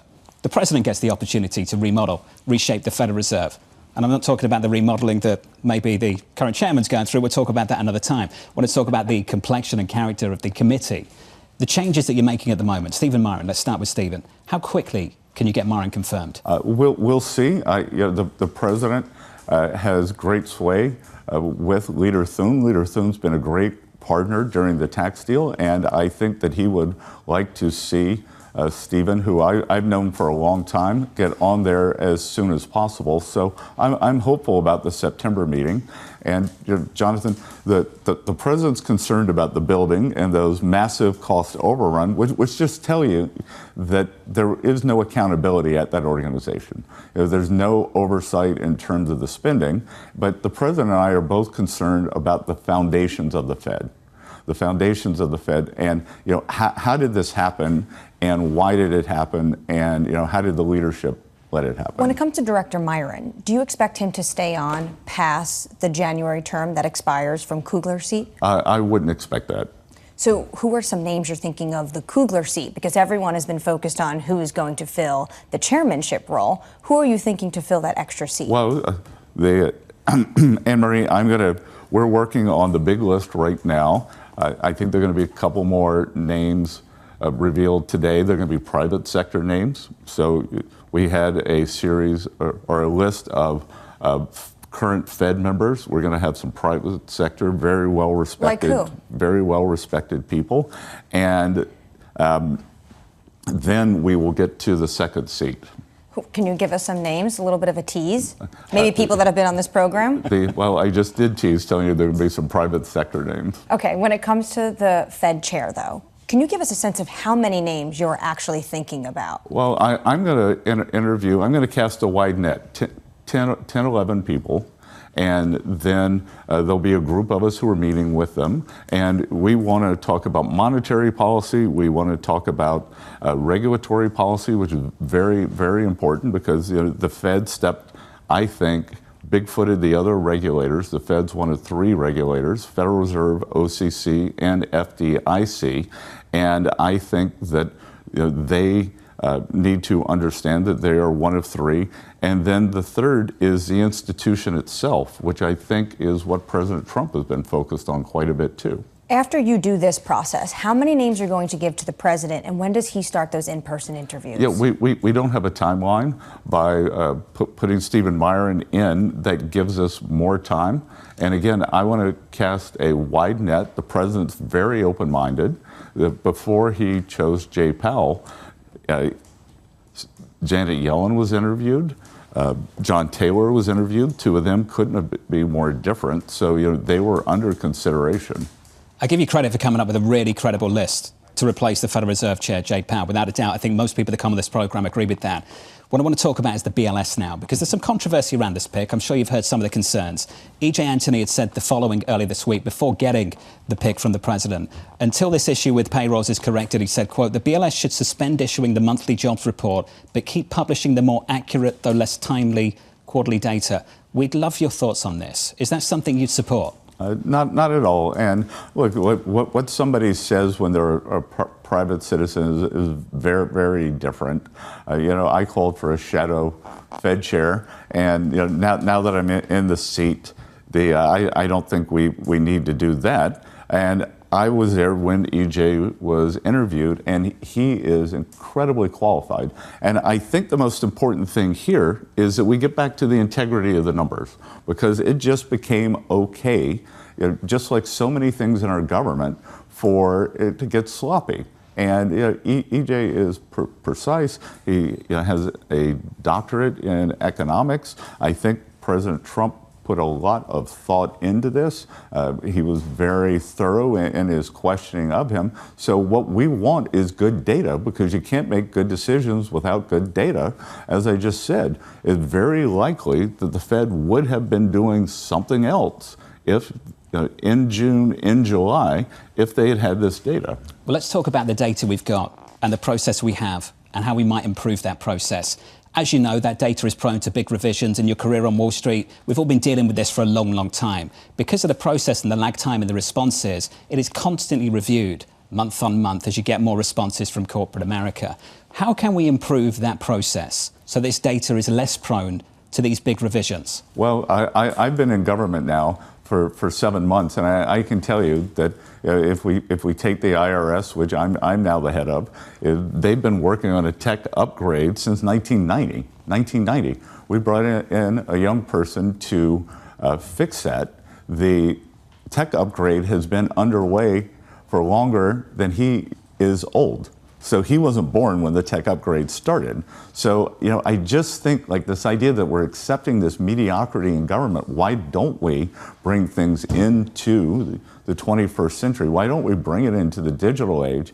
Because I don't know about political bias one way or the other, but what I can tell you is that the sample response size kept getting smaller and smaller, and then they filled in the cells. And anytime you get judgment versus data, then things become qualitative and not quantitative. And I think EJ is going to do a great job of bringing back quantitative standards. I think these attacks in the press, I think are all wrong on him. It's not in the press. It's even within conservative economic circles that don't think that he is credible to run the commission. Is the Trump administration open to putting more resources then to BLS, maybe lifting a hiring freeze? Well, Annmarie, that's more of a Democratic idea that we need more. It's always money. It's always money. It's whether it's New York City schools, Chicago schools, DC schools, you get terrible outcomes. I think that he's going to sit back, look at the process, and how can we use technology to do this better? I got to Treasury, and it was shocking. We process 1.5 billion payments a year, and 500 million of them, 1/3 of them, did not have what's known as a TAS, Treasury accounting symbol, on them. And people were just hitting send, and it wasn't a gigantic leap just to try to get people to do their jobs. This has big implications for how people view credible economic data, but also the market as well. So let's talk about financial markets and the bond market. You've always been a 10-year man. The spread between the 2-year and the 10-year, I think, has been really stable over the last several months, where we've started to see some leakages between 10s out to 30s. That 30-year bond, as the Treasury Secretary, I remember you referring to yourself as the nation's top bond salesman. Yep. What's the usefulness of issuing a 30-year bond when it feels like at the moment we're outsourcing borrowing costs to what happens in Japan, what might happen in the UK, what happens in Europe? What's the value of issuing that? That's a great question, Jonathan. And look, we are committed to keeping inflation expectations low, and this is a global phenomenon, whether it's the 10 or the 30. The U.S. 10-year is one of the few 10 years where the yield is down on the year. So that tells me that there's credibility from Treasury, credibility from Fed, that the inflation expectations are well anchored, but there's definitely leakage from the Japanese have an inflation problem. I've spoken to Governor Ueda. My opinion, not his, they're behind the curve, so they're going to be hiking, and they need to get their inflation problem under control. In Germany, we saw a substantial spike in German rates in the past week also. So our 30-year is getting dragged along with that. We've been refilling the Treasury General account, which during the debt ceiling standoff got run down, and we're doing that with short-term bills. Do you see more reason then to pare back on 30-year issuance with all this in mind? And this is a change again for you now in the seat as you look at these developments and rethink things. How are your thoughts on that matter evolving? Yeah, they are evolving, and we'll see where things go. I do think as we bring down this big deficit that we inherited, I think that the U.S., that the entire U.S. curve can have a parallel shift down relative to the rest of the world. Do you think you can work with the Federal Reserve on this matter? So if we take the weighted average maturity of Fed holdings at the moment, I believe that's running at about 9 years. The issuance of the average maturity of outstanding bills, notes, bonds, that's closer to 6. Do we need to narrow that gap a little bit? Yeah, look, I don't think the Fed needs to get back into the large-scale asset purchase business, and we've had very good demand, especially in the belly of the curve, which is where asset managers seem most interested now. When it comes to other things you're working on in Washington, D.C., there's still this stock ban legislation that has been circulating around Congress. Is the president prepared to sign that bill? I don't think we have the perfect bill yet, but I am going to start pushing for its single stock trading ban, because it is the credibility of the House and the Senate that you look at some of these eye-popping returns, whether it's Representative Pelosi, Senator Wyden.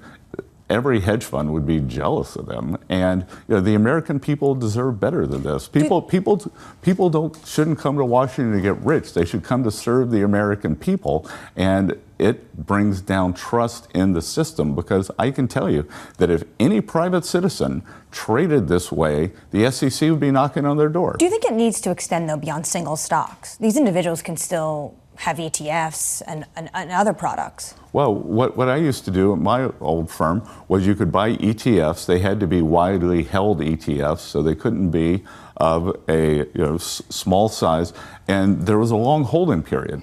The House and the Senate, they're supposed to be working for the American people, their constituents. They're supposed to be making law, and they shouldn't be trading every day. I'm not going to name names, but there was one person in Congress who had 1,200 or 1,300 trades 2 years ago, and my hedge fund didn't have that many trades. Do you think it needs to also extend to the executive branch and include the president and the vice president? I think that they would be fine on the single stock and the holding period. Maybe they're just great traders, Mr. Secretary. Do you not think they're just great traders? It is a statistical anomaly. Warren Buffett wrote an essay once, and he talked about the zoo in Graham and Doddville. And if all the orangutans in that zoo kept typing the Bible, then there's something going on in that zoo. There is something going on Capitol Hill in terms of information leakage that is statistically not sound. Do you think those restrictions should extend to the executive branch?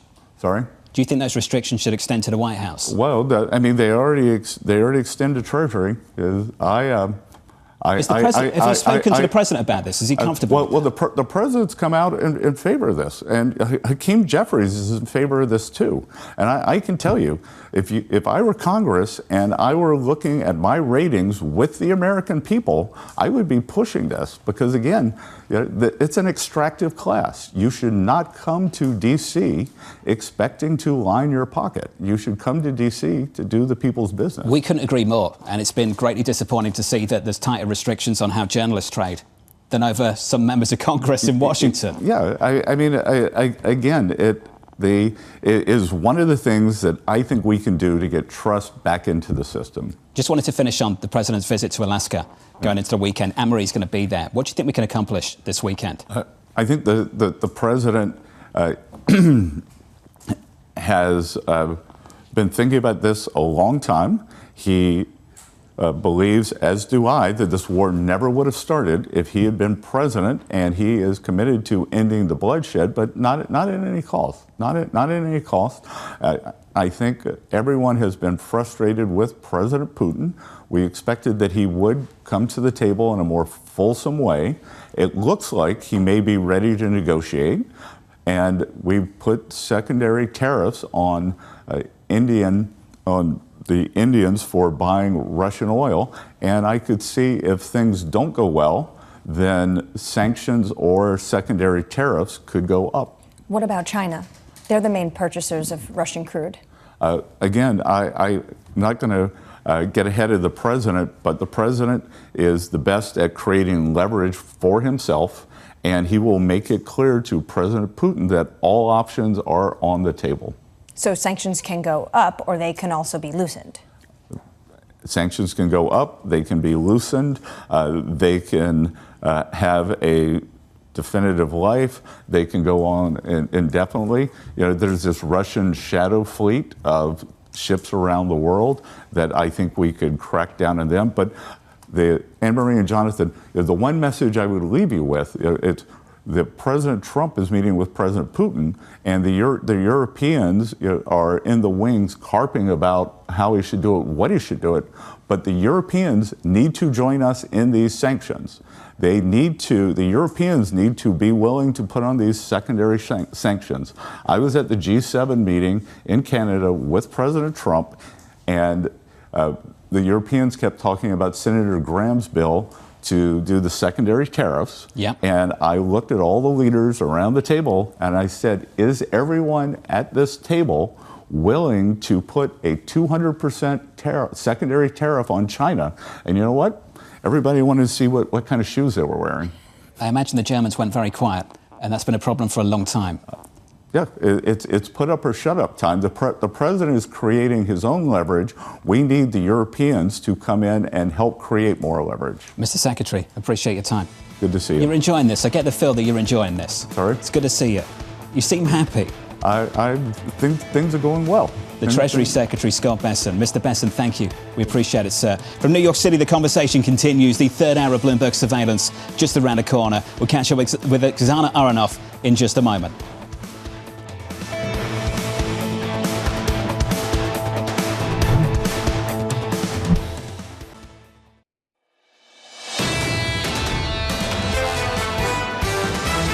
We certainly have seen signs of very rapid risk-taking. The bulls will say there is further room to go. From a technology and an innovation standpoint, it's still hard to beat the U.S. markets. The big picture for the equity markets, it's about profits, profits, profits. The equities are just focusing on the profit story, and I do think that there's some durability. This is Bloomberg Surveillance with Jonathan Ferro, Lisa Abramowicz, and Annmarie Hordern.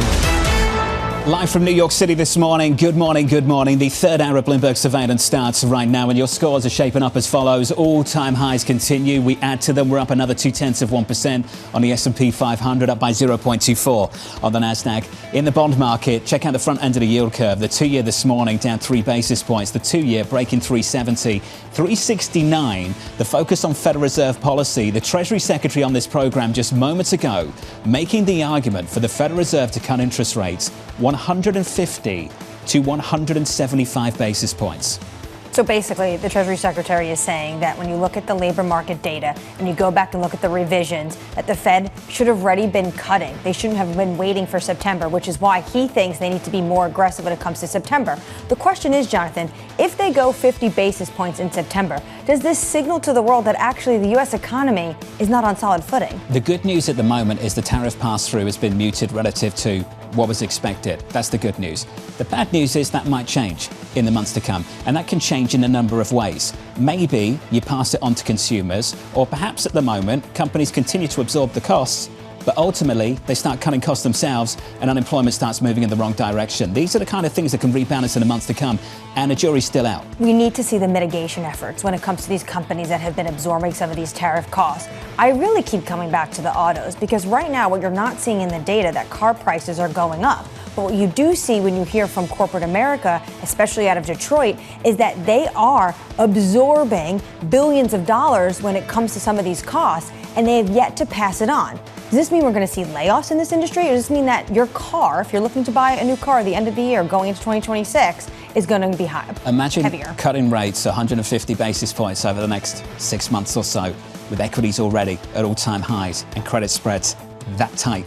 Coming up this hour, Oksana Aronoff of JP Morgan Asset Management. As investors add to the recent rally, we'll catch up with Erica Najarian of UBS as Wall Street banks face pressure from the White House, and Tom Porcelli of PGIM Fixed Income reacting to the latest read on inflation. We begin this hour with stocks higher as optimism grows over Fed rate cuts. Oksana Aronoff of JP Morgan Asset Management writing, the 2% inflation target is dead. The Fed continues to be in a very difficult spot, but the odds are so high for September now that I don't think they dare to disappoint. Oksana joins us now for more. Oksana, good morning. Good morning. What would disappointment look like in the next few months? Well, it's really interesting to me, first of all, around the comments that preceded me here in this studio. Let's talk about the them. aggressive cuts. It's really fascinating to me, the entire rhetoric, not just Treasury Secretary, but there is this rhetoric out there that rates are restrictive, and yet, financial conditions are easiest that we've seen in years, as tracked by Bloomberg. Obviously, risk is at all-time highs. Whether you look at equities, whether you look at credit spreads, are at all-time tights. Credit spreads are tighter than 99% of readings, over the last several decades. So it's not clear to me what a cut that is that aggressive going to do, by cutting at the front end of the curve. Like, what are we really hoping to achieve, right? We want lower borrowing costs for small businesses. We want lower borrowing costs for mortgage borrowers. But is that really going to occur if we continue to cut at the front end? But the long end is not moving off of the things that the front end is moving off. The long end is moving off of risk premium. There's a lot of uncertainty. The long end is moving off of the fiscal picture, which, by the way, July exposed some of the worst deficit-related data on record. And so the long end doesn't really care how much the Fed cuts at the front end. And so that's not really going to do anything for mortgage borrowers or small business borrowers. In fact, it might push longer end yields up. Exactly. Even and we more. saw exactly that last year when the Fed probably was too aggressive with a 50 basis point cut in an environment that did not really warrant it from an economic standpoint. And the market said, I don't know what that is. And yes, that will provide a runway for more appreciation for risk assets. And that's probably what a cut will do here. And that's where the disappointment comes in, right? So where we may see a sell-off if that doesn't come through. So I think the Fed is in a really difficult position because they know how to restart the economy that is slowing. This is the playbook that's been their playbook for over a decade. But they have seen that their efficacy with respect to constraining inflation is much, much less effective. You think they're going to move in September, though. So let's talk about recent developments in the yield curve. Yesterday, we got the data. A lot of people thought September's a lock. Yields lower at the front end, higher at the long end. That's the steepness that you're talking about. Exactly. Do you expect that to continue?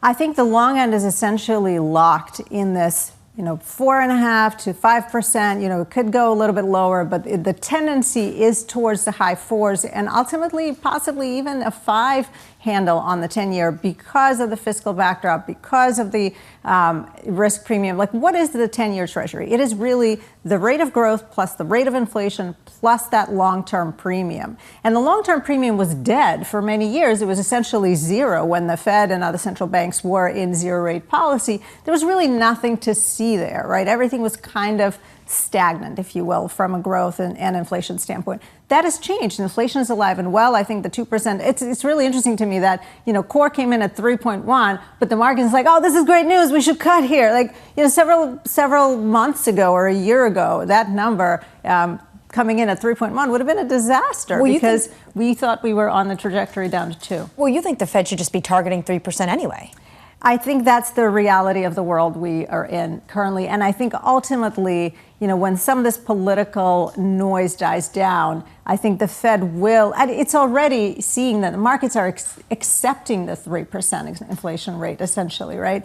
And so I think the Fed eventually will guide towards a range, not a 2% target, but more of a range in terms of their target. And I do think that has ramifications for the long end of the curve as well, just kind of anchoring it where it is even further and possibly, giving it a 5 handle, if you will. If they cut in September, is that basically them admitting that we are now targeting a range of inflation? We're not even going to attempt to get it back to 2%? I think that definitely is part of or should be part of the conversation because the markets are definitely saying, we're okay with this. Let's cut here. That wouldn't have been the case in any other environment where unemployment was at 4.1 to 4.2%, where markets were marching ahead the way that they are, where consumer spending continued. Yes, it's a bit weaker, but it is still, continuing because layoffs are relatively limited. So consumers still have money to spend. In any other environment, this would not have been the sort of economic backdrop where you cut or, let alone cut aggressively. Yeah, but what you describe, Oksana, just tells me equities are going to keep on going higher. Credit spreads are going to keep on grinding tighter. What's the counterpoint to that? So, look, at the end of the day, some amount of inflation in the system is not a bad thing, particularly for the bottom of the cap structure, right? So the fact that equities are going to keep going higher is not a counterintuitive thing. Goosing them higher by cutting rates at the front end, that's a different story. And by the way, the Fed had this experience, a very different Fed, but had this experience in the 90s when in the mid-90s they cut initially in a similar environment, frankly, from an economic standpoint, probably the only other time in history where you can draw that parallel. And then they saw that next leg of a very rich stock market kind of started developing, and eventually they went back to hiking. And I think we are possibly seeing that play out. And we've said for a long time that the environment we're in is not like the prior cutting cycles where you just cut aggressively or where the Fed has cut aggressively. We're really more in a late 90s type environment where the Fed cut initially and then went back to hiking because inflation remained around that 3% target as opposed to around that 3% as opposed to their 2% target. In the meantime, shouldn't I just keep dancing? Keep buying? I think this is not bad news for risk, and we're definitely not against risk. This is not great news for bonds, though, because if we continue to see resilience in the economy the way we've had, yes, there is definitely some slowing, but I don't think there is it's appropriate to talk about an imminent recession at all. That is going to be challenging for bonds. We're also seeing, obviously, stubborn inflation. So maybe we're seeing somewhere down the road, maybe a stagflation light, but for right now, the economy continues to be resilient. And a resilient economy or even a stagflation light environment, neither one of those are great for bonds, particularly when valuations are this rich in credit. And by the way, again, being constructive on the economy overall, yes, balance sheets are generally in pretty good shape. But the reality is that the combination of very rich valuations and tremendous complacency, I mean, you guys wrote over the past few days the frenzy in the AT1 market, for example, a somewhat nichier part of the market. We were buying it a couple of years ago when it was really trading at, 70 cents on the dollar. Right now, it's above par, and people cannot get enough. I mean, a great symptom of the kind of complacency and chase for yield that is happening out there. And I think a combination of complacency and price richness is just a bad combination for price stability going forward. And that's not saying anything around the fundamentals of those. Does it feel like then we're at a top?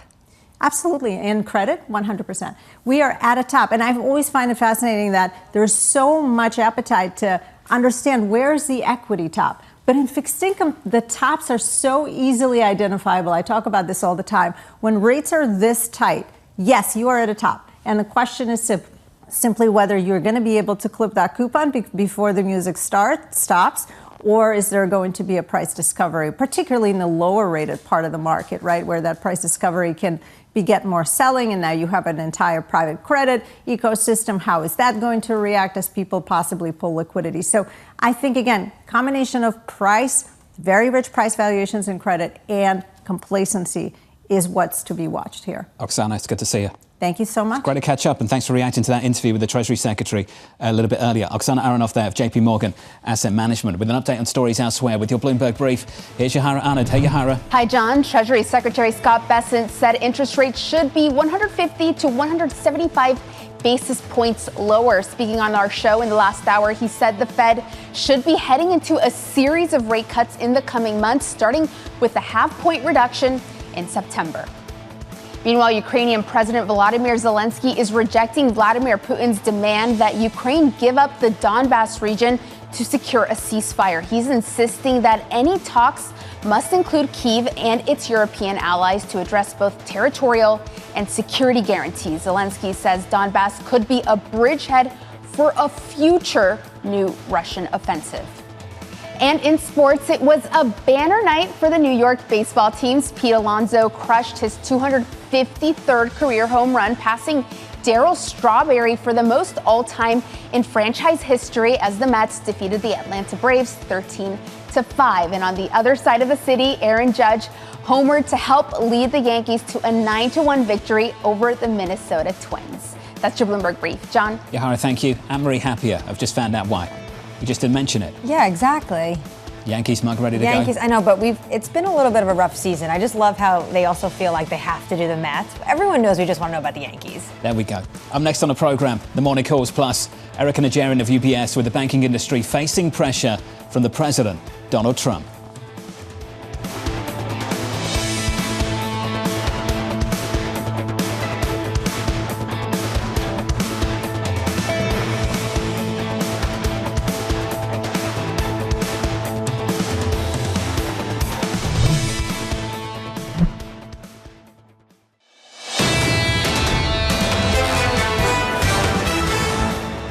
we could have had rate cuts in June and July. So that tells me that there's a very good chance of a 50 basis point rate cut. I do think we could go into a series of rate cuts here, starting with a 50 basis point rate cut in September. The rates are too constrictive. If you look at any model, that we should probably be 150, 175 basis points lower. That was the Treasury Secretary Scott Bessent just moments ago on this programme, making the argument for rates to be more than 150 basis points lower at the Federal Reserve. Now, typically an argument like that might not carry much weight with Wall Street, but at a time when this is the individual interviewing potential Fed chair replacements, then this is a view that becomes a little bit more important. That might be the threshold to get over the line, to get the pick. Or potentially, especially given how the Trump administration works, you aim high and then you're willing to take something a little bit under. You want to calibrate always to the extreme. So if he's calling for 50 basis points in terms of a cut in September, maybe then the administration will be happy if the Fed is able to at least cut 25 basis points. Not a million miles away from what is priced over the next, say, 18 months. I think for a lot of people, they've got 2 in 2025, maybe another 4 in 2026. You get to 150. How quickly do they want to get there at the White House? And I think that's the ultimate question now. How big is that push? How aggressive will it be early next year? And also the Treasury Secretary says this is about recalibration because he says rates are too restrictive. We've heard him talk about what's happening in terms of small businesses and Americans when it comes to the mortgage market. But Jonathan, if you are a Fed and you're cutting 50 basis points, basically, are you signaling that the economy is not very good? Last September, before the election, the Fed came out and cut 50 basis points, and the president was asked about it in New York at a crypto bar he was visiting, part of the campaign trail. And he said, well, if they're cutting by 50 basis points, you know what? The economy might not be very good. That doesn't sound like there's going to be the same argument they're going to use in 2025. The stock market's at all-time highs in anticipation of some of this. We had some weight to the rally this morning, up another 0.2% on the S&P, on the Nasdaq up by 0.25, on the Russell up by 0.7. That's the price action. Here are your morning calls. First up, JP Morgan upgrading Capri to overweight, expecting revenue improvement and growth at Michael Kors. Your second call from Bank of America, cutting its price target on CoreWeave to 168, saying near-term overhangs are putting pressure on shares. And finally, Piper Sandler raising its price target on Nvidia to 225, looking for another positive quarter for the chip maker. That stock is just about unchanged. Let's turn to the banks. President Donald Trump taking aim at Goldman Sachs CEO David Solomon, saying the bank made a, quote, bad prediction on the impact of tariffs. Joining us now to discuss is Bloomberg's Herman Chan. Herman, welcome to the show. I remember when it was Brian Moynihan the president went after. That was at the World Economic Forum earlier this year, and now it's David Solomon. How are these banks handling this criticism? Look, bank CEOs get a lot of criticism. That just comes with the territory in 2025. So really, you just have to chalk it up to this is what's happening within the industry.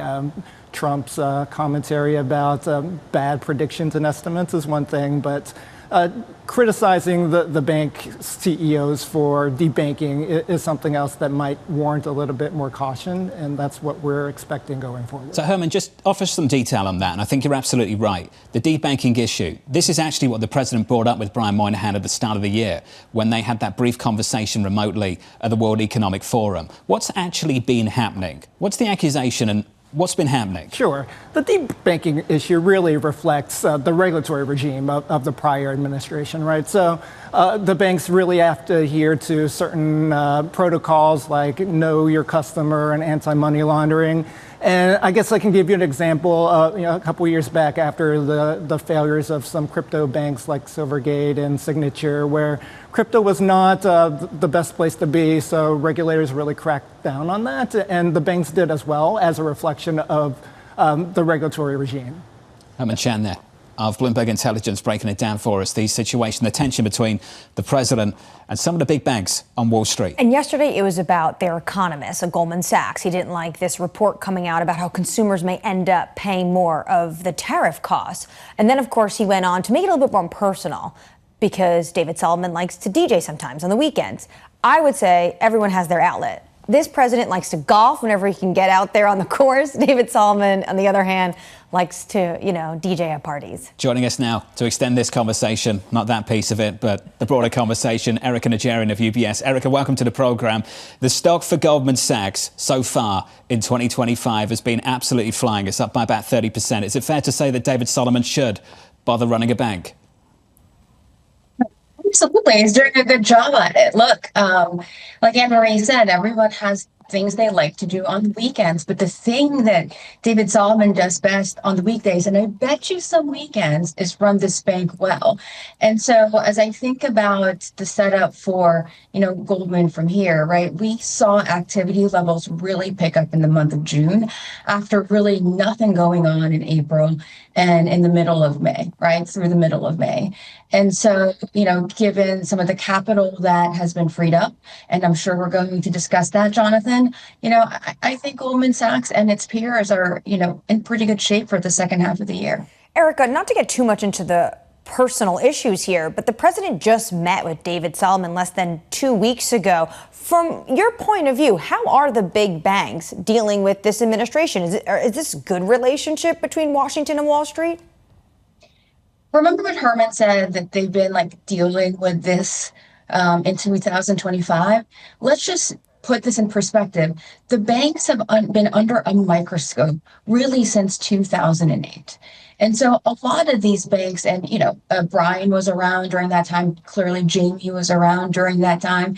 I mean, they have been really dealing with some sharp, rhetoric from Washington, regardless of administration, for the past, over 15 years now. So I think this is nothing new to them. I think they just take it in stride, put their head down, and do the best for their shareholders, to be quite frank, and, lean on their Washington teams to improve relations. When it comes to some of the policies coming out of this administration, you say the scope and the speed of regulatory reform is underappreciated. What's underappreciated right now?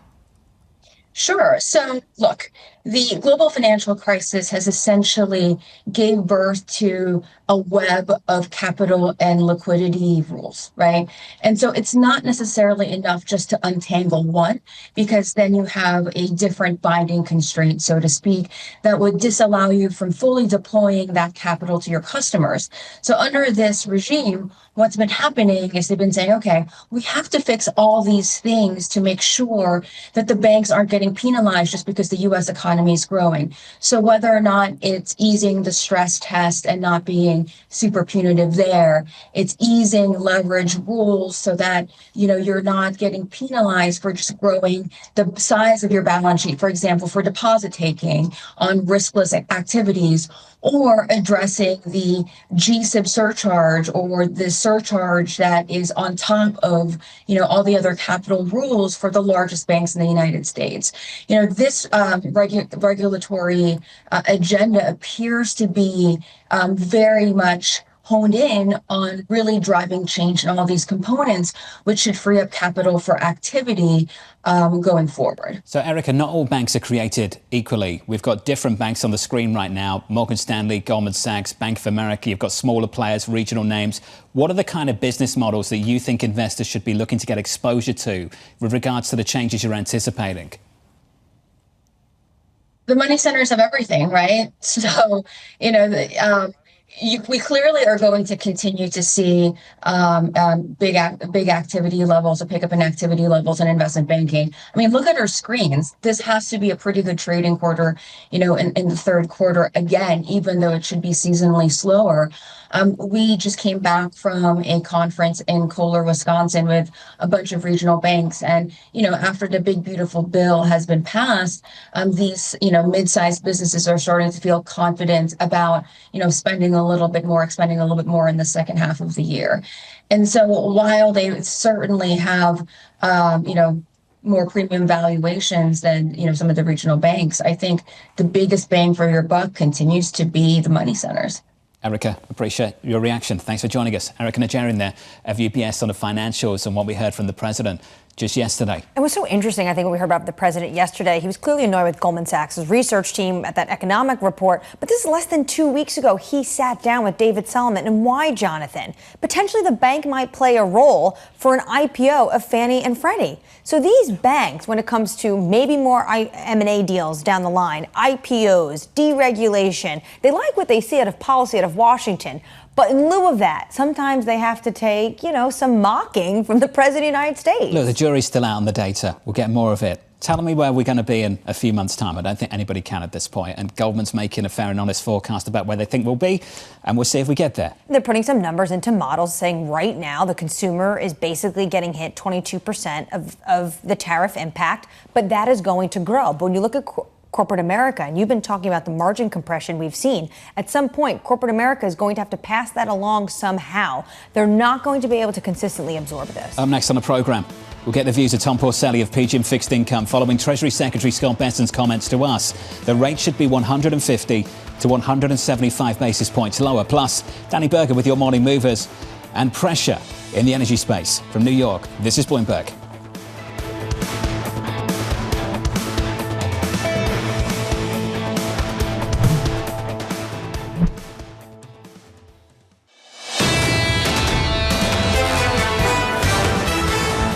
Yep, in about 60 minutes away, Equities doing okay, up by 0.2% on the S&P with your morning movers. Let's cross over to Danny Berger. Hey, Danny. Hey, John. Starting with the LNG major Venture Global, those shares are rallying this morning, up more than 12.5%. It was in an arbitration battle with Shell. The accusation was that it was selling into the spot market at the detriment to some other LNG contracts it had with Shell and others. But Venture Global has won that, so those shares moving higher this morning. A little bit of sell-side action. Palo Alto Networks getting an upgrade from Deutsche Bank, saying that despite the more recent sell-off, that the business seems to be humming along nicely. This is actually the second upgrade it's gotten this week. It was Piper Sandler earlier, so those shares up just under 2%. Finally, wrapping things up with a little bit of earnings. After the bell yesterday, we heard from CoreWeave. This market will punish and reward others depending on what their business is with how much they spend on AI. And CoreWeave has been spending an incredible amount doing acquisitions, funding data centers. It is a market that did not like that spend, despite them talking about the immense amount of AI demand. Still, higher costs mean shares down 9.33% this morning, John. Brutal. Danny, thanks for the update. Appreciate it. The opening bell about 60 minutes away. Danny, thank you. Another read on inflation still on deck this week. We're looking ahead to PPI with Michael McKee. Good morning, Mike.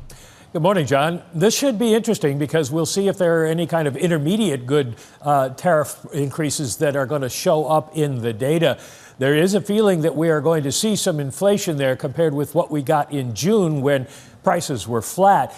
Small rise for both the headline and the core X trade, if you use that as your core, 0.2%, and that'll push the headline rate up on a year-over-year basis and leave the core X trade year-over-year flat.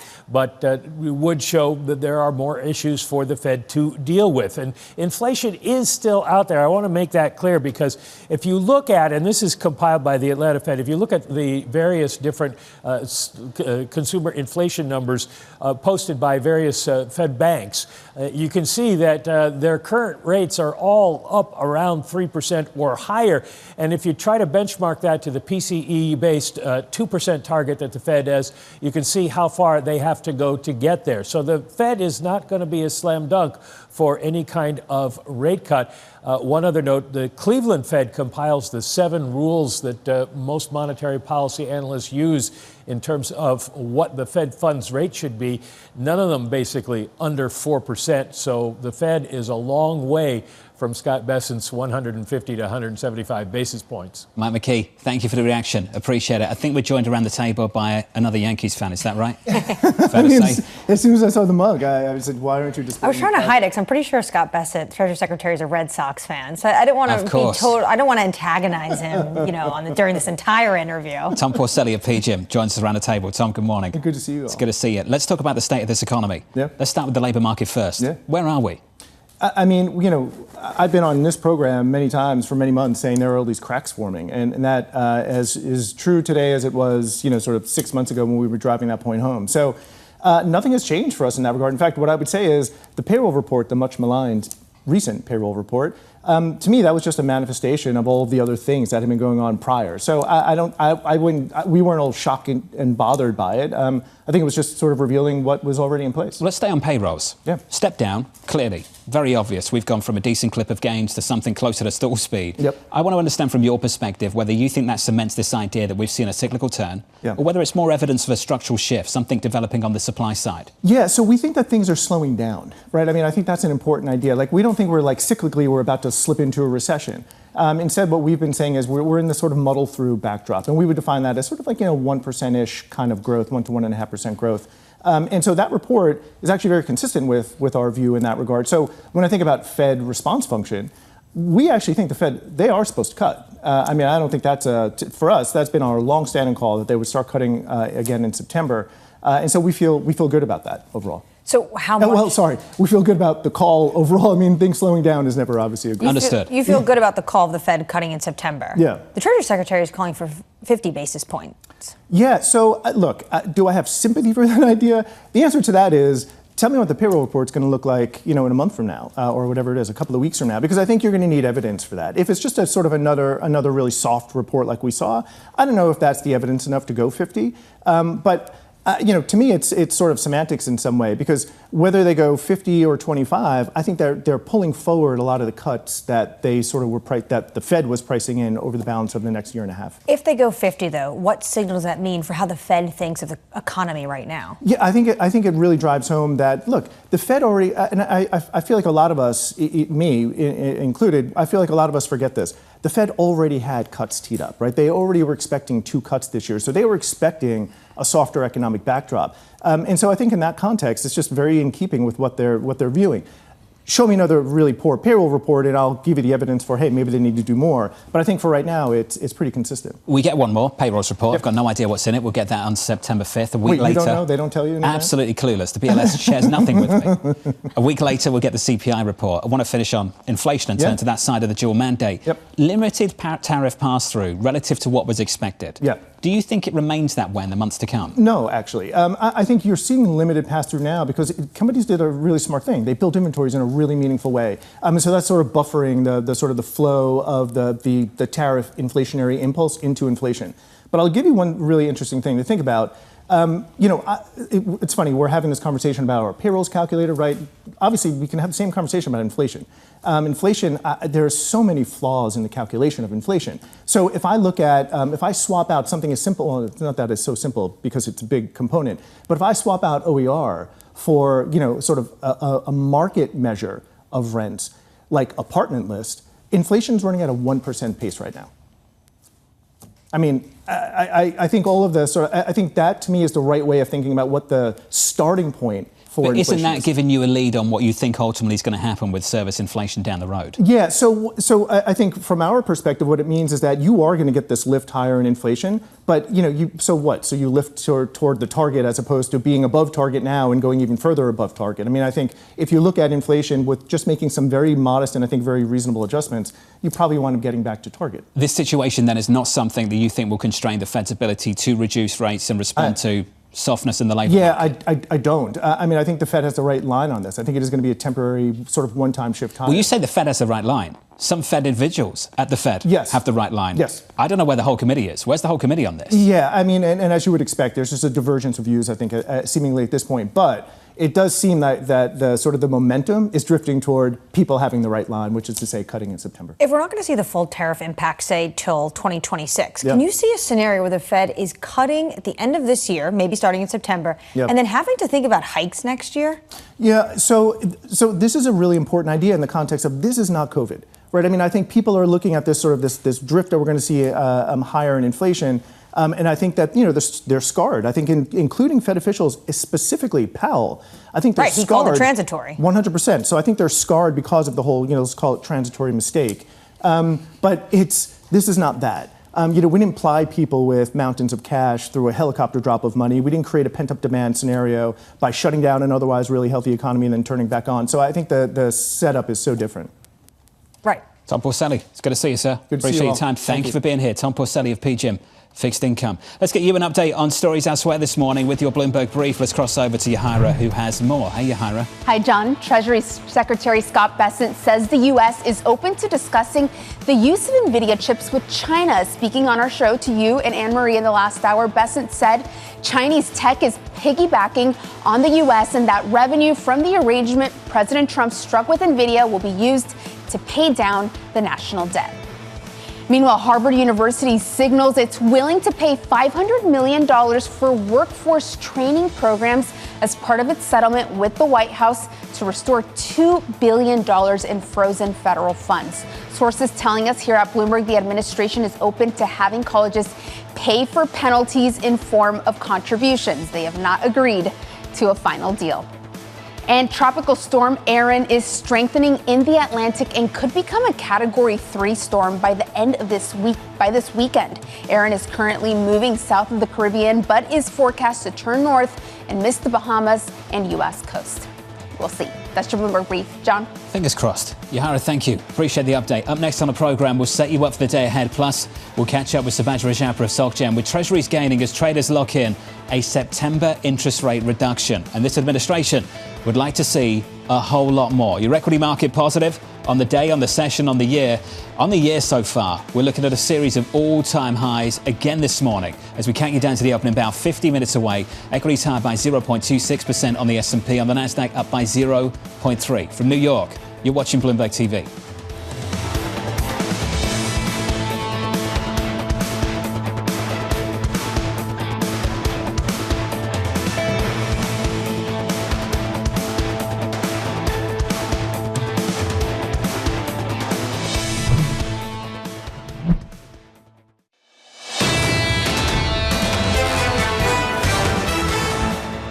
We're working on the big list right now. They're going to be private sector names. So we had a series or a list of current Fed members. I'm going to cast a wide net, 10, 11 people.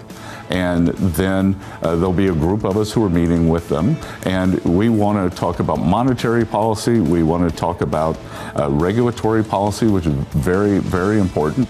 That was U.S. Treasury Secretary Scott Bessent joining the programme a little bit earlier on this morning, making the case for a long list of people, a long list of candidates for the Fed chair job. Didn't seem like they're in a rush to pin that down to one name. No, it doesn't seem like they're in a rush at all. And he's going to have this very long process where him and his team will interview these people on the list, about 10, 11 names he talked about. And then they're going to whittle it down and have then bigger conversations with those individuals and the president. I imagine it's only going to be 2 or 3 names. I have an idea that they know the 2 or 3 people they're putting in front of the president. But also remember, this is optics. This looks good for them to cast a wide net, even individuals that were promoted under the Biden administration. We talked about this yesterday. You make the process look credible. I think the Treasury Secretary is doing a decent job of that right now because that's a very credible list of names. Stephen Myron is another name in the mix. We just heard from the Treasury Secretary that Stephen Myron, that term at the Fed, if he's confirmed, is going to be a short one. It's going to be temporary. So this is different than what the Treasury Secretary has been saying the past few days even. It does look like Steve Myron is not staying at the Fed. So they potentially will have 2 seats next year. So they need to first decide who they're going to be Fed chair.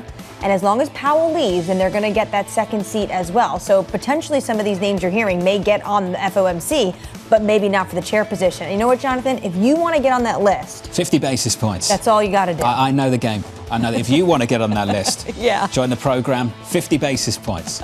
Call for a 50 basis point cut, you're in the mix. That seems to be the bar. Call for a 50 basis point cut, you're in the mix. Or potentially, I think Governor Logan is voting next year. Maybe they're priming her to make sure she lines up what the administration wants to see next year. Put her on the list. 45 minutes away from the opening bout, equities at all-time highs and adding to it, up another 0.3% on the S&P, up by 0.36 on the Nasdaq 100, on the Russell up by 0.8. Those calls for interest rate cuts adding to the move at the front end of the curve. The 2-year down by 4 basis points, 3.69. At the longer end of the curve, we've had 6 consecutive days of slightly higher bond yields. This morning, lower by 3 basis points, 425.39 on 10s. That's the price action. Here's the trading diary for the week ahead. At 9 a.m. Eastern Time, a call between President Trump and European leaders and Ukrainian President Volodymyr Zelensky. At 4 p.m. Eastern Time, the president signing executive orders. Looking ahead to Thursday, PPI and another round of jobless claims. On Friday, President Trump and Russian President Vladimir Putin meeting in Alaska. Plus, we get some data in the morning, retail sales and UMich consumer sentiment. You'll be at that meeting going into the weekend. What can we achieve? Well, I think for that meeting, the best case scenario, especially since the president has already talked down high expectations. He says, I'm trying to feel this out. Yesterday, the press secretary, Caroline Leavitt, said the president will be in listening mode. The best case scenario is that Vladimir Putin agrees to a process to end this war. And there are larger discussions to make sure Russia doesn't invade Ukraine again. Ukraine has long-term security guarantees. If this meeting does not go well, I got the sense from the Treasury Secretary that they are prepared to become much more aggressive when it comes to sanctions. Can we talk about secondary sanctions? As that interview was progressing, had some pushback from people, I guess, with relations to what's developing in India. And their response to the situation in Russia is as follows. If we can't buy energy from Russia and we face secondary sanctions, why are the Europeans able to buy Russian energy? Why is it a different story for them? Well, that's a great question. And also, I think even more importantly, the biggest buyer of Russian crude, forget India, forget the European Union, the biggest buyer of Russian crude is China. Why is China still allowed to buy Russian crude, Russian commodities in general? Basically, that is the only way Putin is able to fund this war. If you cut that off, of course, we will say time and time again, sanctions usually just create new markets and then it's harder to track. But if you really start going after the crude going to China, you can really put pressure on Vladimir Putin. Big question. Treasury Secretary gave a nod to it. Can he get the Europeans on board to do the same thing? It sounded like tumbleweed. No. It sounded like when he went for the hard questions with the Europeans, which are still buying Russian energy, even though, come on, they've scaled back a ton, but they've been enslaved to Russian energy. It's how Germany, you've been talking about for years, is able to have this manufacturing base, cheap Russian energy. He said they all looked at their shoes. Went very quiet. Let's stick with the economy. Subhadra Rajapra of SocGen writing the following. While the rising goods inflation was muted, the broad-based increase in services inflation is concerning, though not enough to prevent the Fed from raising interest rates. Subhadra joins us around the table. Subhadra, good morning. Good morning. Let's just start with September. Yep. You're looking for that cut, 25 basis points? I think 25 basis points is fully priced, and the Fed never disappoints. So to me, that seems like a reasonable scenario. The thing that I'm just not on board with is that 50 basis point cut, or 3 cuts for this year. To me, that seems like a lot. You are not in the running to become the Fed chair. Continue. I'm definitely not in the running, and I'm not trying to. But if you look at the comparison that's always been made is between this year and this September and last year when they cut 50 basis points. It's a very different environment in many respects. Last year, interest rates were between 5.25% and 5.5%. So policy was extraordinarily restrictive. Now it's kind of moderately restrictive, or modestly restrictive. And then you also have an environment where inflation is high and sticky, and it's not clear that inflation is actually, it's just, in my view, just starting to feed through. All of the tariffs are starting to feed through into inflation. It's going to take a lot longer for inflation to actually peak this year. So I think in this environment, the Fed is going to be somewhat careful. We're sort of in a stagflation light environment, so I think caution is warranted. 2 words you used, inflation, high and sticky. High, above target. What makes it sticky? Just take some time to explain to us what is in inflation right now, the source of inflation that you think is sticky. I mean, rents have always been sticky. That's been the case for the last several years. And now you're starting to see that it's not just goods inflation, because I think that the market was a little short-sighted in thinking that tariffs is going to feed through only to goods inflation. Now you're starting to see that gains are much more broad-based. So it's not just goods inflation, but also services inflation. And in that sort of environment, it's not clear to me that the Fed should really jump in and start cutting rates aggressively. Also, it's not clear to me who's really absorbing the pass-through from prices. Is it corporations? Maybe initially it's just corporations, but over time, I think it's going to be the consumer that's going to bear the brunt of it. So we've yet to see that feed through into CPI in a meaningful way. And then there's all this noise around the tariff rate itself. It goes up one day, comes down another day. We think that the average tariff rate is going to be somewhere between 15 and 20%. That's a pretty big number, and it's the consumer, I think, ultimately is going to bear a brunt of it. What was the service prices that propelled the core yesterday? Airlines, dental, medical, prices going up. Is that these companies absorbing some of the tariffs and then passing it on in services? It seems to be that way. I think that there are certain sectors of the service sector economy where I don't think that the corporations are going to be able to absorb all the costs. Grocery, for instance, it's a very low margin business. I don't see that where grocers are starting to absorb those costs. And you're also going to see an environment where initially, yes, it's going to be the corporations. Corporate profit margins are still relatively healthy. They're going to be able to weather the margin compression. Over time, when corporate profit margins come under pressure, they can be a lot more careful about not just passing through those price increases, but also on the employment side. So that's when it gets a little bit tricky. John and I were just talking about what is going on in Alaska, this meeting in Anchorage. That will have a lot to do with potentially the direction of travel for oil. How important is it for not just this administration, but this Fed to continuously see a deceleration in energy prices? Yesterday, CPI, 1.1 decrease in energy, 2.2% drop in gasoline. I think it is important. I think we're energy independent. I'm not that concerned about these negotiations and the rise in energy prices feeding through to headline CPI. Headline CPI is actually surprised to the downside with yesterday's number. To me, again, it's the tariff impact and the delayed tariff impact that I'd be paying more attention to on the inflation side. When do you think we'll have a fuller picture of that impact? Probably in the next 6 to 8 months, even.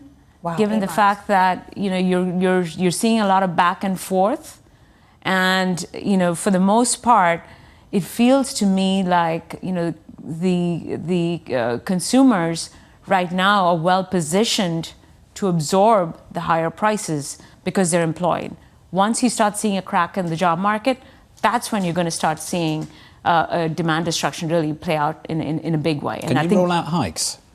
Pardon me? Can you roll out hikes at this point? I think so. I think we're just not in an environment where the Fed is going to be willing to hike because you're looking at GDP for this year somewhere between, maybe 1 to 1.5%. So that's lower than what they had anticipated coming into this year. You're starting to see the job market slow down. I'm not saying that the job market's really starting to crack. The job market is in stasis. But at some point, it's the bias is towards a decline in further deterioration, I should say, in the labor market. In this sort of environment, I think that the Fed is not going to be willing to hike rates. It's an odd situation at the moment that a lot of people believe that we're going to get these aggressive interest rate cuts, 25 in September, others making a case for 50. And yet we've got this range-bound 10-year, just sort of going up and down between 420 and 475, whatever the upper end of the range might be. How do you explain that at the moment? What's going on further out along the curve? I think that between the 2-year and the 10-year, I think yields are actually going to be quite range-bound. The 2-year is fully pricing in 5 cuts for the next year. So the front end is probably going to be by the front end, I mean the 2-year is going to be somewhere between 3.5% and 4%. The 10-year probably stays between 4 and 4.5%. The 30-year is much more of a global instrument at this point.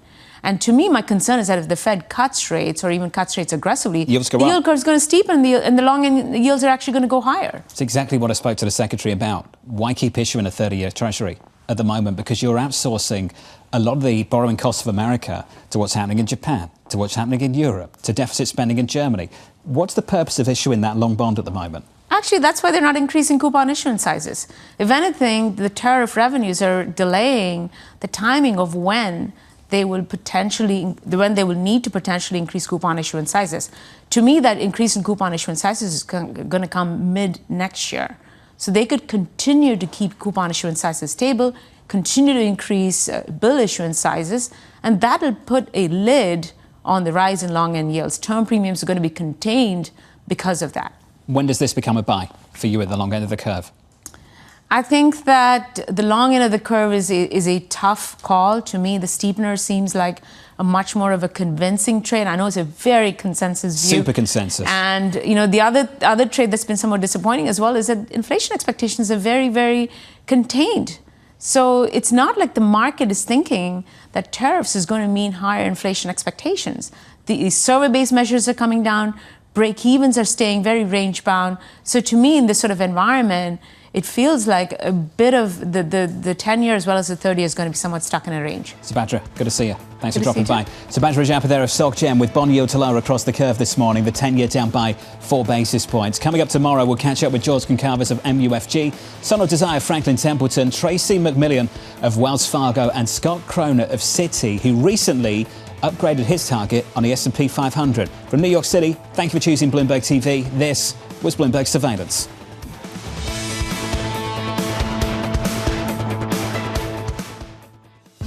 Day 6 at the Cincinnati Open. Carlos Alcaraz fought through the heat and Hamad Medjedovic to reach the 4th round. A single break in each set was enough for the Spaniard, while 38 unforced errors told the story of the match for the Serb. Alcaraz is now on a 13-match win streak at Masters 1000 events after lifting the trophies in Monte Carlo and Rome.